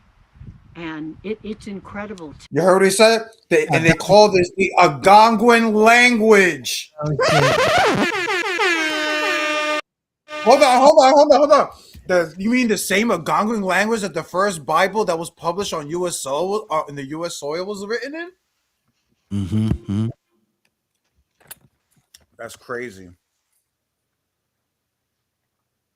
Let me share this with you real quick, so you can, because it's kind of going to tie into what she's saying. Okay, this is interesting. This is again from the Barbara Simmons. It says the world had been subsequently peopled by 3 names not mentioned. So they're saying that they couldn't mention, they didn't have the names. So they, meaning the indigenous people here, the tribes were descendant from or of the race of Quetzalcoatl, which is what she's saying. The Messiah came and talked to the people, right? And for this reason, they hold lineage in great account. And wherever they chanced to be, they said, "I am of such lineage," right? That's important. And that's why, brothers and sisters, you guys got to understand that you can't just kind of mince your way through this shit. You got to grab it by the horns, bro. You know what I'm saying? There's too much information. Regardless of whether you want to say this is old or new, regardless of where you sit, this history applies to our people. That's without a doubt, right? Now check this out on the bottom. It says here too. It says that the learned Arias Montanos was convinced that the primitive people of the Western Hemisphere were of the race of Shem. It is not surprising that Sigüenza, who in knowing only the religion of Spanish ecclesiastics, might have been led to suppose his people of the race of Cam. You remember how you mentioned some of that too, right? His reason for this opinion, we are informed of Claveguero, was the similarity which he found between their pyramidal monuments, which you put examples on, and the appellative Teot, which has thought bore a strong affinity to the Egyptian Theoth. You see that? Theoth, right? The commentator on the Antiquity of Mexican observed the learned Sigüenza, conversant with the drawings of his people, believed that they had arrived in the western continent soon after the dispersion of Babel. That's his understanding. But if, as we suppose, they were of the race of Cam, why did they not observe the Egyptian mods of idolatry. How came they to know the knowledge of the Hebrew rituals, right? So the Egyptian pyramids were placed of sepulchres, whereas those of the Indians were neither hollow or subterraneous. Let's see. Hold on. Let me give you one more point real quick. Let's see. This is another one regarding the ruach, the meaning of it. Let's see the consideration, the calendar. Hold on. Let me see this real quick. Hold on. Let me just show you this real quick. This is the page that I was looking for. Right here. So on page 158, it actually says that we are naturally disposed to inquire that what was the Theomosli, the divine book which contained the history, mythology, calendar, and laws of the Toltecas, right?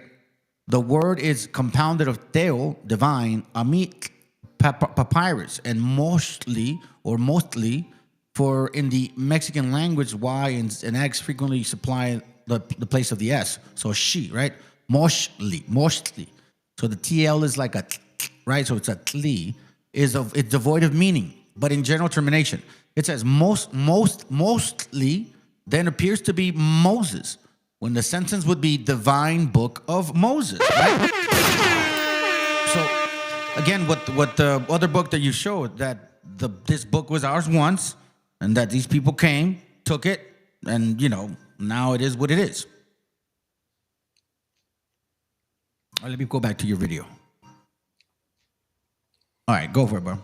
Now remember, she just said, the Algonquin language, right? Now, remember, she said that when she met the Micmac, they had basically the same stories that the 12 men in her tribe were talking about Christ and things of that nature, and how the people came on turtle boats. She's about to talk about how they even wore like these priestly garments and stuff like that. But again, what did the brother from the Sakari told the guy from in that Sakari video, right? Yep. He was from the Mishmac tribe, which is again, that's around like Massachusetts, which is under New York. And you can see that in these territories, these people that spoke this Algonquin language all had ties to Christ in the Bible. Right.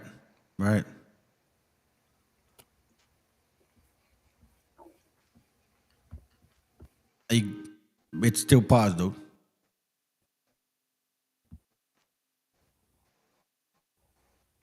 To hear.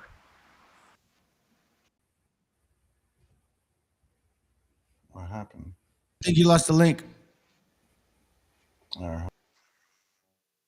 Hold on. Yeah.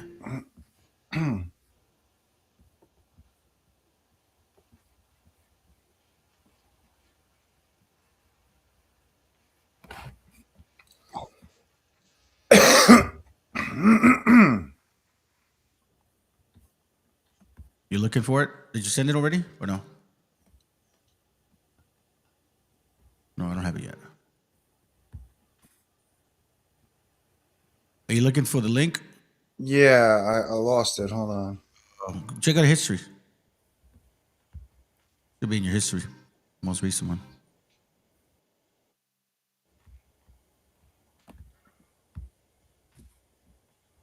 Hey, while you're looking for that daily dose, and you know what? The hate's going to continue because as closer as we get, the more pressure their spirit's going to feel. Remember, they had the upper hand spiritually speaking, bro, at one point. They were very boastful, bro. Even the Europeans were very boastful. And now that our people are starting to at least have the privilege to read, right? It's not an obligation. Okay, hold on. I think I lost you, brother.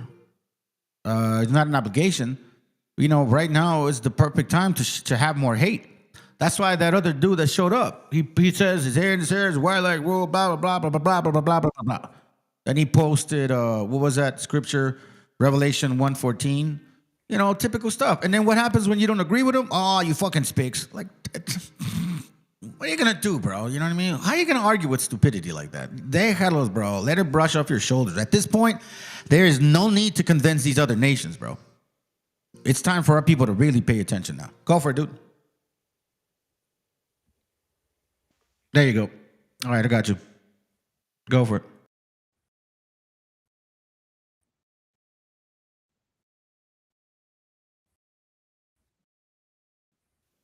Do you want me to find it? Let me see if I can get it for you. Navajo grandma. Do you see it on Lost screen? Hebrew. Yeah. Colonization beliefs. Here, let me see if I can put it up for you. It's pausing on you, huh? Okay, where are you at exactly? What time is it at? What's the clock? 15:18. I got you. 15:18. Right there. Okay. Let me put it up here quick. Ready? You want me to pause it in a minute, or you let me know, okay? But so Once they made their home in Maine, you look at their, let's go with their language. Now, I don't know if you know what Reformed Egyptian is, but I will call it Reformed Egyptian. Some people laugh at that, but it is. And it was their written language that they brought with them, and they were still, to this day, they use it. The hieroglyphics that they use, the writings, the words they use. And they call this sometimes the Adamic language. And it's incredible to hear. The people, their dress. I think she said Adamic language. Did she say Adamic or the other one? No, she said Algonquin. Well, Let me see.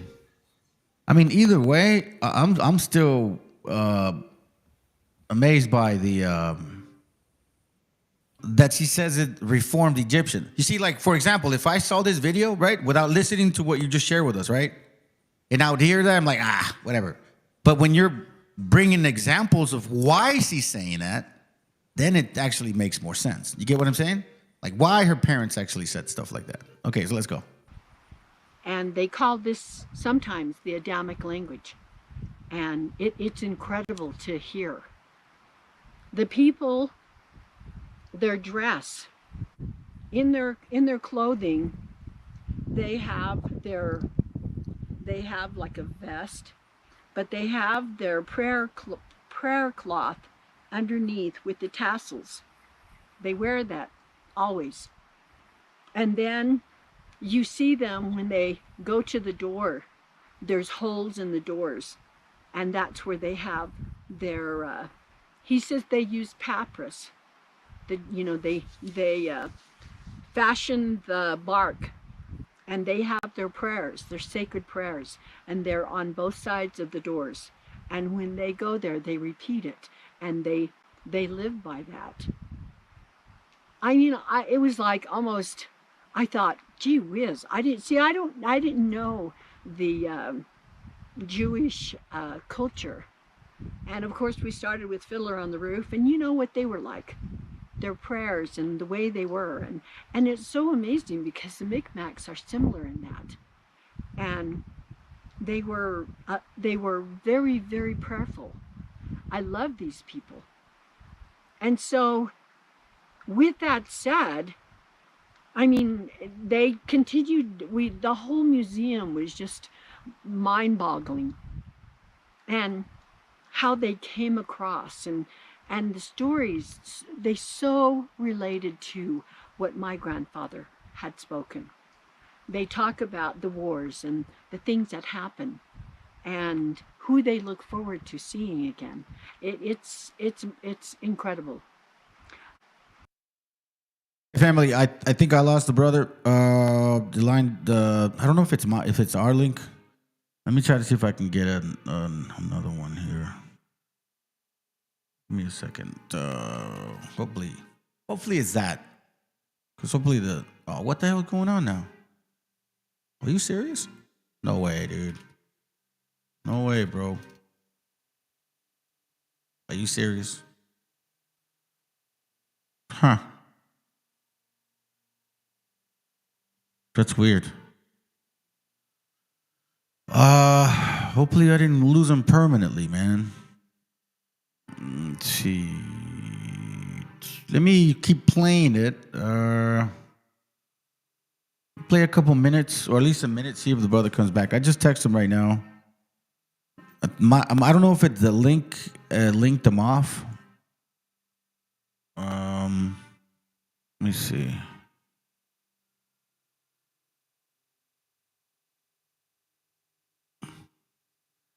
Try this link, dude. Try this link.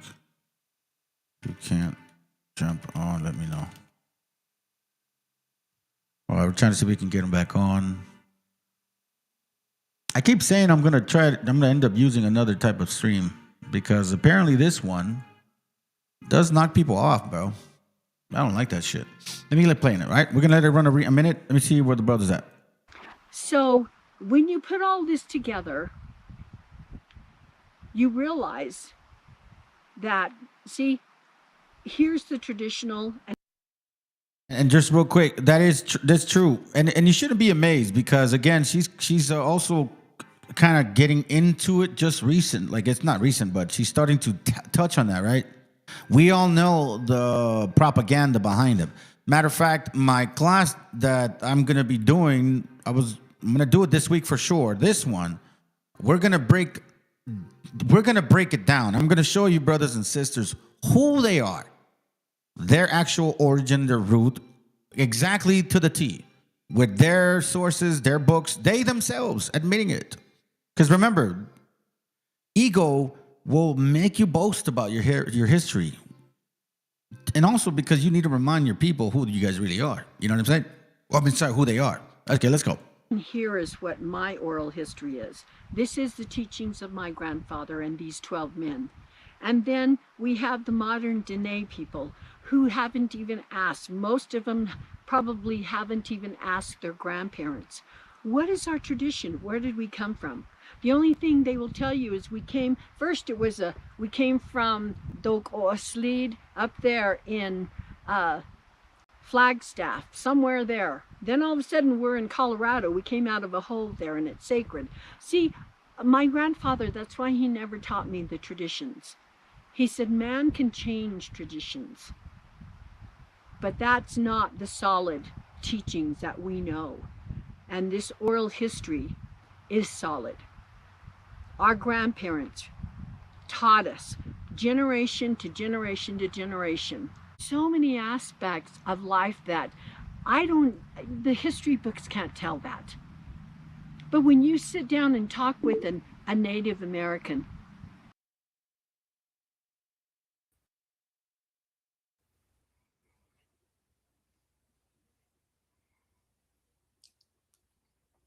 Yo, can you hear us, bro? I think you're on mute.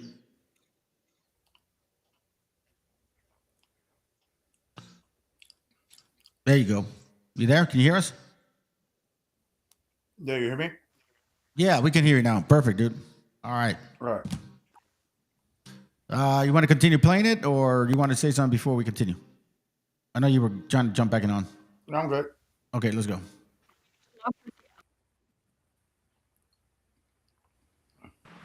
you discover how critical and how amazing their story is. That it's not spewed all over. It's not taken for granted, but it's in here. And it's the whole spirit of this incredible oral history. And this is what I'm sharing with you. And again, these are the things that my grandfather taught me. I'm lightly telling you this, and I pray that you will respect this. We all have a story. We all have our oral history. Mine is the answers of where I came. And that is where I'm going to leave it. And again, I could go in depth, but I'm not.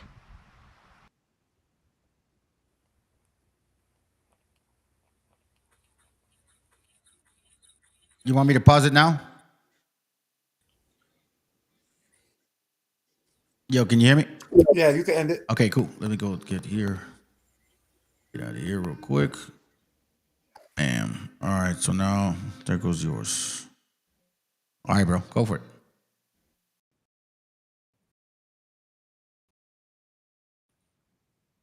I think that's your screen, right?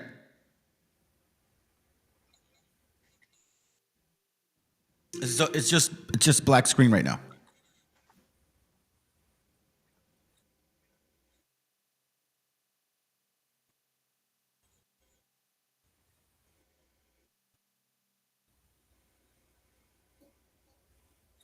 I don't know if you can hear us, right, bro? I hear. No, I think you're good. I think you're good. This is your screen right now. Hold on. Take that out. You can hear me better? Yeah, you're good. Were you gonna show something?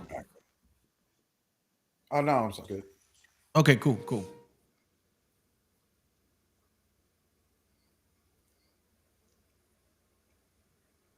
So let's see. We left off with Navajo. I think. Yep. What else do we got?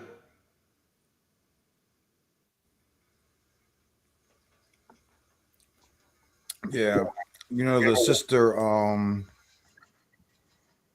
sister Lily shared our post. And look what I don't know if you know who Neftali is. Neftali Israel. You talk about the phobia chick? Yeah. Yeah. Okay. Where she wrote on the post stating she says well, it's backwards. You know how it's backwards? You know how we can see the opposite of it? Yeah. But she's basically saying, I'll just let you know, just so everybody won't say that it's not her. It's Neftali right there on the top. Yeah. What'd she say? And she says, hey, Native Americans and Hispanics are the biblical Hamites. Let's debate it. And then she writes here down here on the second comment, she says, come home, people. Are there any debaters out there? Sign me up. Who are the historical Hamites? She wants to some of that smoke. She uses what's that religion? It's funny because her sources, and I remember listening to something. She was talking to somebody. I think no, not even them, bro. Some other group.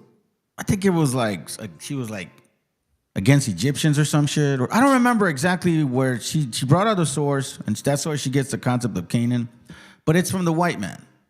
Like it's the sources from the gringo and shit. You know what I'm saying? It's like some Mormonism concept of them wanting us to be Canaanites because they consider this the promised land. It goes back to that same stupidity. You know what I'm saying? It's kind of silly, to be honest with you. As a matter of fact, she tried to send me a message one time on Facebook, bro. And they created this post, that thumbnail, like she wanted to debate me and shit. This was like in June of 2025, right? For the debate in December, in December of 2025. So I was like, first of all, like 6 months from now, and I'm like, you know what? Do me a favor. Why don't you get your leader first? The thin lip dude, the thin lip tan white boy and shit. Let me destroy his ass first, and then I'll deal with you after. It's just funny to me, man. I don't even know why. To be honest, bro, like it's not the same dealing with a woman because you. It's like me, man. The way that I talk, bro, trust and believe, they're going to be all like, oh, you're too aggressive. You should respect the lady. Like, I don't need that shit. You know what I'm saying? But anyways, go ahead, bro.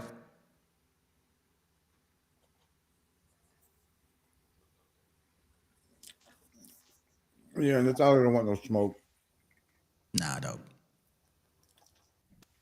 The surprising part is that she's got dudes that are actually like and re-emphasize like I don't know how to wrap my mind around that, bro. I don't let a woman speak for me. You get what I'm saying? Yeah. I just don't see that. I don't know why her leaders are like, yeah, go get him. Yeah. Using a female, exactly. You're using a female to defend your fucking cause, homie? Like, for real? You guys can't speak for yourselves? Are you that uncivilized? You can't control yourselves and shit? Is that what it is? I literally saw the other day on JJ 7000, the elder Quanah from Fopi told some dude that he won't debate him unless he defeats Naphtali. What kind of shit is that? Exactly. That was. I'll tell you what. You know what? Okay, fine. Then give him a brother. You know what I'm saying? Give him another man that he can talk to. I don't know why you're sending a female to you to do your confusing work. Because you know what? I remember sharing a video about her debating Sakari, I think, at one point, and they were asking her like simple, common sense questions, bro, and she was fumbling the stuff. Like, I think her excuse was like, "Oh, hold on a second, my son needs me," and like she would try to reset her mind and shit. Or like, "Oh, hold on a second, I needed to drink water." Because she don't even know how to, like, because she's just saying something like, if those people are those people, they're like, yeah, well, those are Canaanites because the Canaanites built pyramids, the Zergots and shit. I was like, and then I think they even said something to the effect of like, what do you call it? I don't know, bro. I just think she's confusing, to be honest with you, bro. I don't think she has a solid argument. Exactly. And for because there's another brother named Aaron Yehudion who holds that same stance that many of the Mesoamericans were Hamites, and for people like that are trying to say those things, especially for Nathalie. So if I ever get her on a discussion, one of my questions is going to be, well, if you're saying that Native Americans are Hamites and you're a New Testament subscriber and Old Testament, so you mean that in the time of Moses and in the time of Christ, when the scripture says that they fled into Egypt, you're telling me that they fled to the Americas. That's what you're telling me?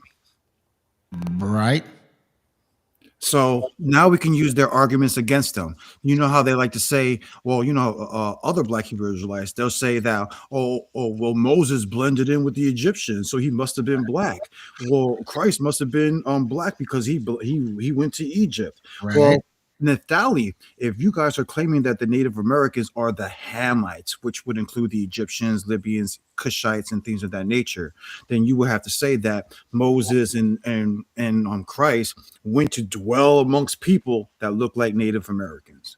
That argument in itself, in its own like self, it's confounding. You want to know why?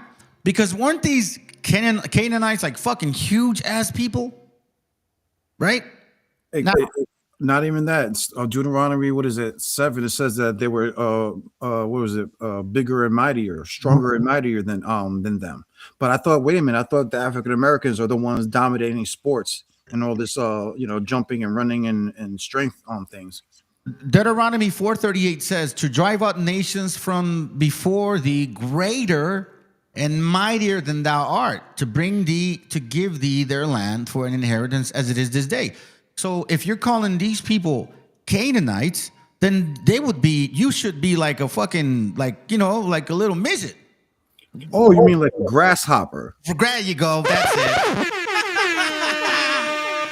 I think the one that you're talking about is Deuteronomy 7. Let's see. Hold on. Where is it at? Well, no, matter of fact, let me go back to Deuteronomy 38 because it even references here too that particular scripture.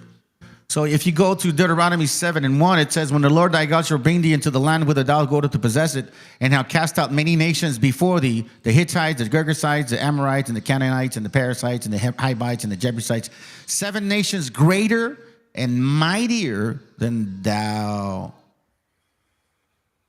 Bro, I've never seen a Mexican shack. Me personally, never have one. Never seen one. Deuteronomy 9 talks about it as well. Deuteronomy 11:23 says, then will the Lord drive out these nations from before you, and you shall possess greater nations and mightier than yourselves. Aren't they boastful about they're the fastest, strongest, tallest, most? I'm not saying it. They're saying it. So I don't even know where her argument is regarding Canaan. And you know what's so funny? I think she said that they were Canaanites, that our people were Canaanites because the idolatry, the sacrificing of people, right? And I think even Sakari did a very simple response, like, well, didn't Israel do the same shit? You get what I'm saying? So to me, I don't know. It's kind of funny and interesting and shit. And not even that, to the Sister Nathalie, is like, well, if you're saying that the Native Americans or the Canaanites, when did you guys ever came over here and conquer the Americas to just like the biblical narrative talks about? That's a good question. That's a good question. I don't really see it. I don't see it happening. What would you debate her, bro? Like you would? Oh hell yeah! How come she don't sign up for that shit then? She's on Facebook. I know, that's what I'm saying. So I try to have her. I try to get her on Super Wavy. Wavy tried to have her try to come on. She didn't want no smoke. See, so it's like, what do you ask? So you say she wants selective smoke. That's what it is, bro. But anyhow, so let me share. I mean, do you want anything? Do you want to share anything else? No, I'm good. Okay, so let me just kind of share a couple pages, and then we'll probably go another 15, and then we'll call it a night. Is that cool? All right. So let's see. We have here again the same book, and where is it at? Let me give you guys a good page. I've never shown this one to you guys. Okay, here it goes right here. Okay. Remember that name Wakanda? Yeah. Check it. Page 177. They are just honest, liberal, hospitable to strangers, affectionate to their wives, their children, and relations. This is talk about the natives here. Frugal, persevering, charitable, forbearing. It must be recollected that this testimony is given in Indians in their unsophisticated state before the corruption influence of the lower class of European immigrants had reached. You fucking. Anyways, check this out. They are, writer writes Major Long, of opinion that the Wakanda has been more profuse of his gifts. So, in case you guys don't know, and I did a class on this, Wakanda, right? Ethan Smith even mentions it. Matter of fact, they even a movie between Leonardo DiCaprio and what's this guy's name? The Italian actor Robert De Niro. He's a judge, or he's running a city. Secret Freemasons, right? Secret Freemasons. So these people are marrying into the women, the native women, right? They would marry, they would give the husbands alcohol, make them alcoholics, they die and shit, and then they would marry the women so they can keep the land, right? But in that movie, aside from this book, aside from Ethan Smith, Leonardo DiCaprio, as he's like talking about them, he's saying that they call their great god Wakanda. You know how that name was mentioned in the documents you brought out? Yeah. Right. So it even, and again, they use this name, but it don't even belong to them. So, for me, the more you dig, the more you peel back the onion, you'll find out that there's more to what we are seeing around us than to just simply ignore it. Like everything matters at this point, bro. And like she said, they're not going to teach us our history, right? They're going to teach us what they want to teach. I mean, you already saw the brother shared an example of, what was that book again? The guy, the one with Constantine. Man, that shit was fire, bro. I'll have to go back and take a picture of that one. Oh yeah. Yeah. Matter of fact, yeah, let's finish it with that. Show that real quick before we finish. I think that's a great point to bring up again, bro. All right. So in case you guys missed the family, he showed a very good, important source. I would advise you guys to write it down, download it, get it, because what it's saying in there, I'm sure there's going to be more information a couple pages after, a couple pages before.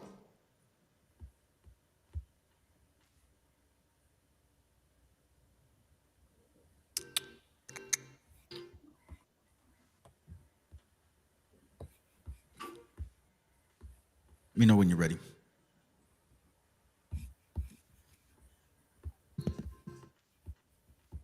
Get this in session going already.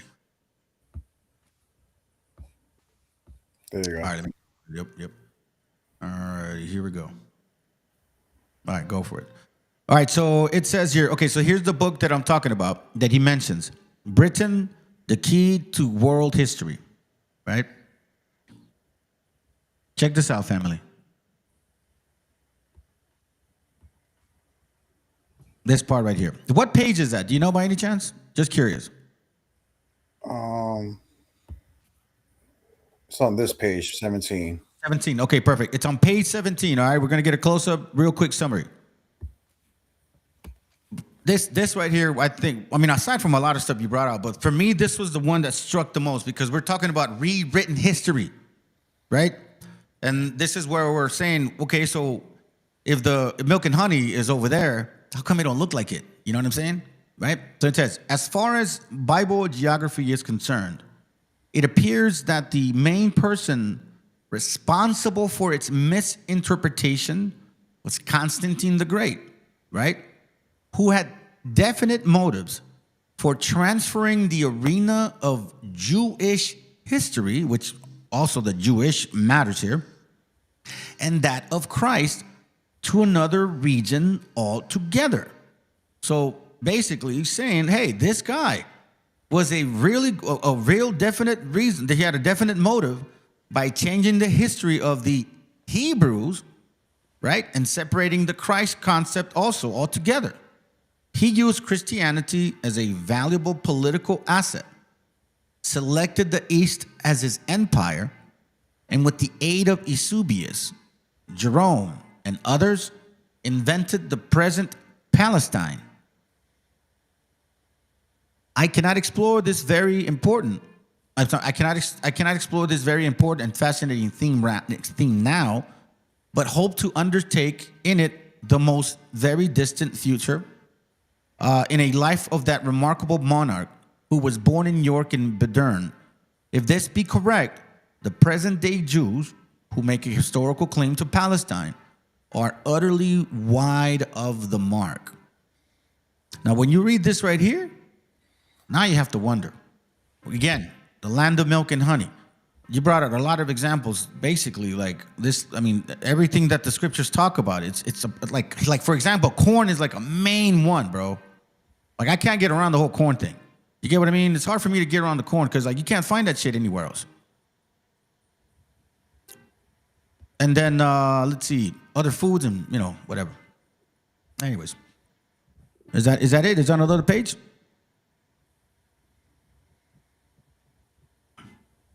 Oh, that's right. The U-Fast 2.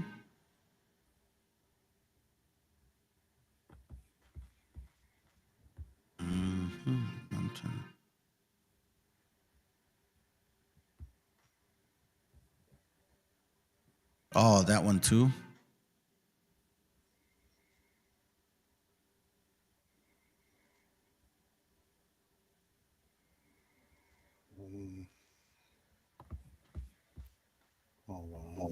Yep. Trying to find it.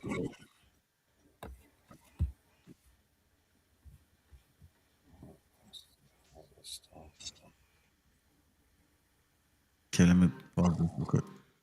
Let me get this ready. It goes right here. All right. All right.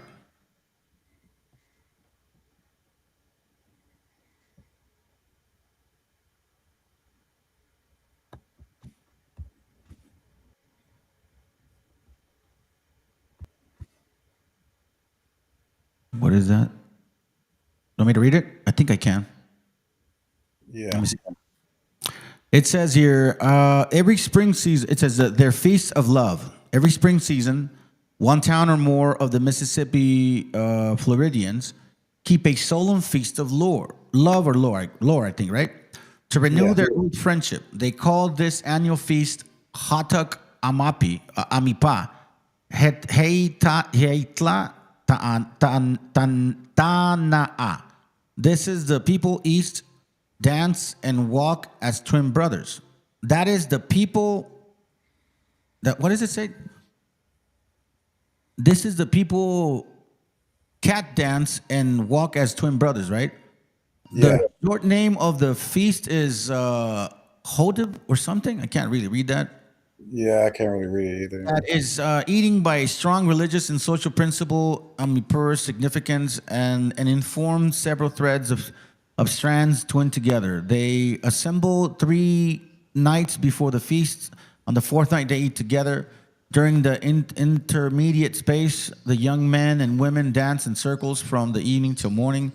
When they meet at night, it is professed to the gladden and unite their hearts before Yohiwa. They sing Yao Hiwa Shu, Yao Hiwa Shu, or Yahiwa Shoi, Yao Hiwa Shu, Yao Hiwa Shu, Yao Hiwa, I can't read that, Yahiwa Shi, or Yahiwa Shai, Yahiwa Shai again, with great energy. The first Now, the reason why I'm showing this, right, is because, you'll have Black Hebrew Israelites, when they hear Hispanics, they'll be like, "Yo, we are the ones that taught you guys these things and this that. The reason why you call on Yahweh Shai is because you learned from the black man." Well, no. When you look at words like Yahweh or the Wa, you actually get it from our language and the Shai. So when you talk about Yahweh Shai, you see that you get the Shai from us, not the other way around. And remember the other one, the Great Migration, page 229, said that they never even knew how to pronounce his name until when? 1520 AD, after they came here. Well, that's exactly, bro. All right, so I think that's it, bro. Thank you. First of all, man, I want to appreciate you for making the time, dude. We don't get paid for this shit, so I appreciate you, bro. And for you brothers and sisters, if you don't know, do you still you don't do lives on, or you don't do recordings on your channel anymore, right? No. Okay. Do you have anything coming up? Any debates coming up soon that we should know about, so we can have let the brothers know here? No, I don't have any debates coming up anytime soon. Cool. Well, let us know, bro. Obviously we stay in touch. Other than that, do you want to share anything before you go to the fam? Nah, I'm good. Just hope you brothers learned a lot of good things tonight. It was a pretty good build. Yep. Yeah, but it's just the beginning, man. Again, there's a lot involved in this, and I'm sure you got much more material, but I saw a bunch of pictures there. You didn't even use any of that. You know what I mean? So it's we got to go another round. Other than that, all right, well, fam, I'm going to have a live hopefully this week coming up. We're going to get hard on that Khazar stuff. And I got some real heavy duty. Hopefully you guys can appreciate it. Other than that, brother, appreciate you, bro. Man, much blessings to you and your household, bro. Sincerely appreciate you. Other than that, man, that's pretty much it. We're going to finish it with one song and then we out. All right, man. Shalom, brothers. Yes, sir. Yes, sir. Shalom, bro. Cuídense, cuídense. Good night, brothers. Hold on. Let me put this up here real quick. And then I'm out. All right. So anyways, by the way, next class is going to be this one. Okay. Just keep that in mind. And I'm going to try to do that this week. That's going to be heavy duty. All right. So good night, fam. See y'all later, man. Hopefully Wednesday.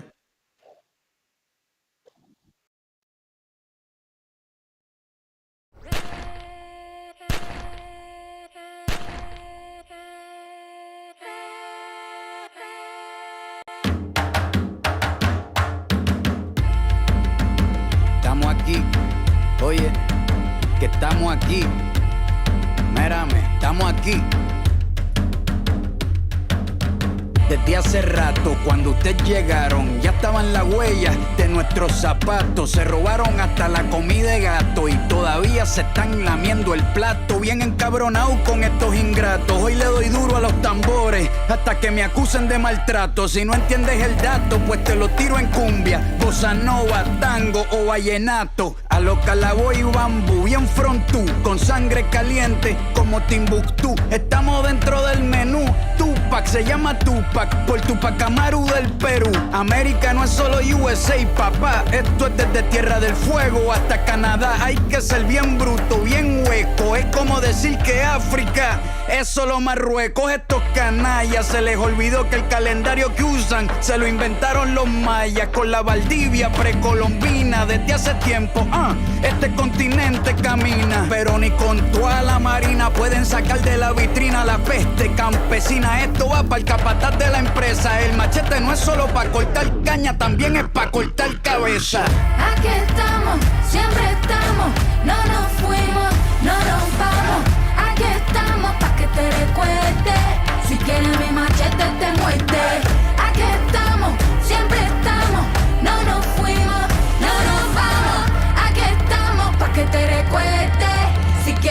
machete te muerde. Si quieres mi machete te muerde. Si quieres mi machete te muerde. Si quieres mi machete te muerde. Te muerde, te muerde. Los paramilitares, las guerrillas, los hijos del conflicto, las pandillas, las listas negras, los falsos positivos, los periodistas asesinados, los desaparecidos, los narcogobiernos, todos los que robaron, los que se manifiestan y los que se olvidaron, las persecuciones, los golpes de estado, el país en quiebra, los exiliados, el peso devaluado, el tráfico de droga, los carteles, las invasiones, los emigrantes sin papeles, 5 presidentes en 11 días, disparo a quemarropa por parte de la policía, más de 100 años de tortura, la nova trova cantando en plena dictadura, somos la sangre que sopla la presión atmosférica, Gambino mi hermano, esto sí es América.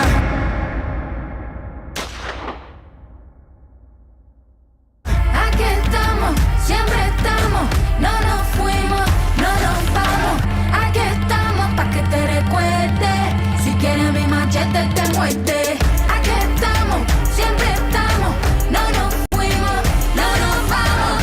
Aquí estamos pa' que te recuerdes. Si quieres mi machete te muerde. Si quieres mi machete te muerde. Si quieres mi machete te muerde. Si quieres mi machete te muerde. Te muerde, te muerde.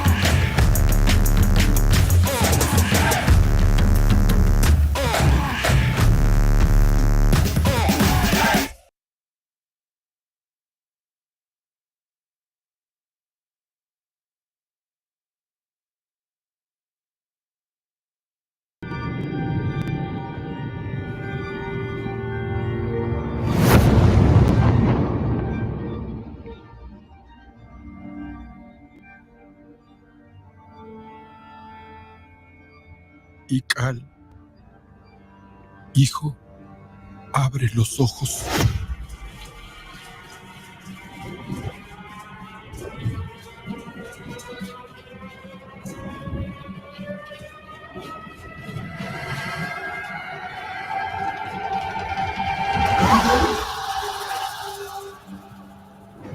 Tu cuerpo se queda con nosotros, pero tu espíritu debe seguir.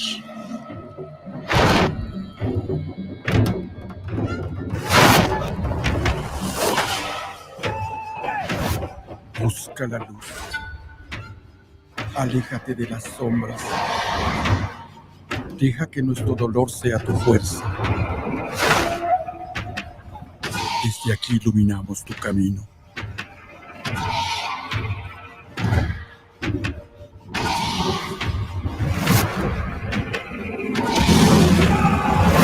Lucha como nosotros ante esta pena tan grande. Yo soy tú. Tú eres yo.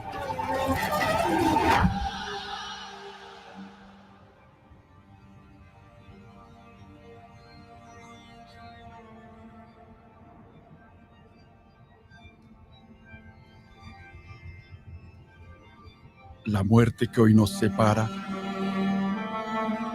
mañana volverá a unirnos. Eres libre, hijo.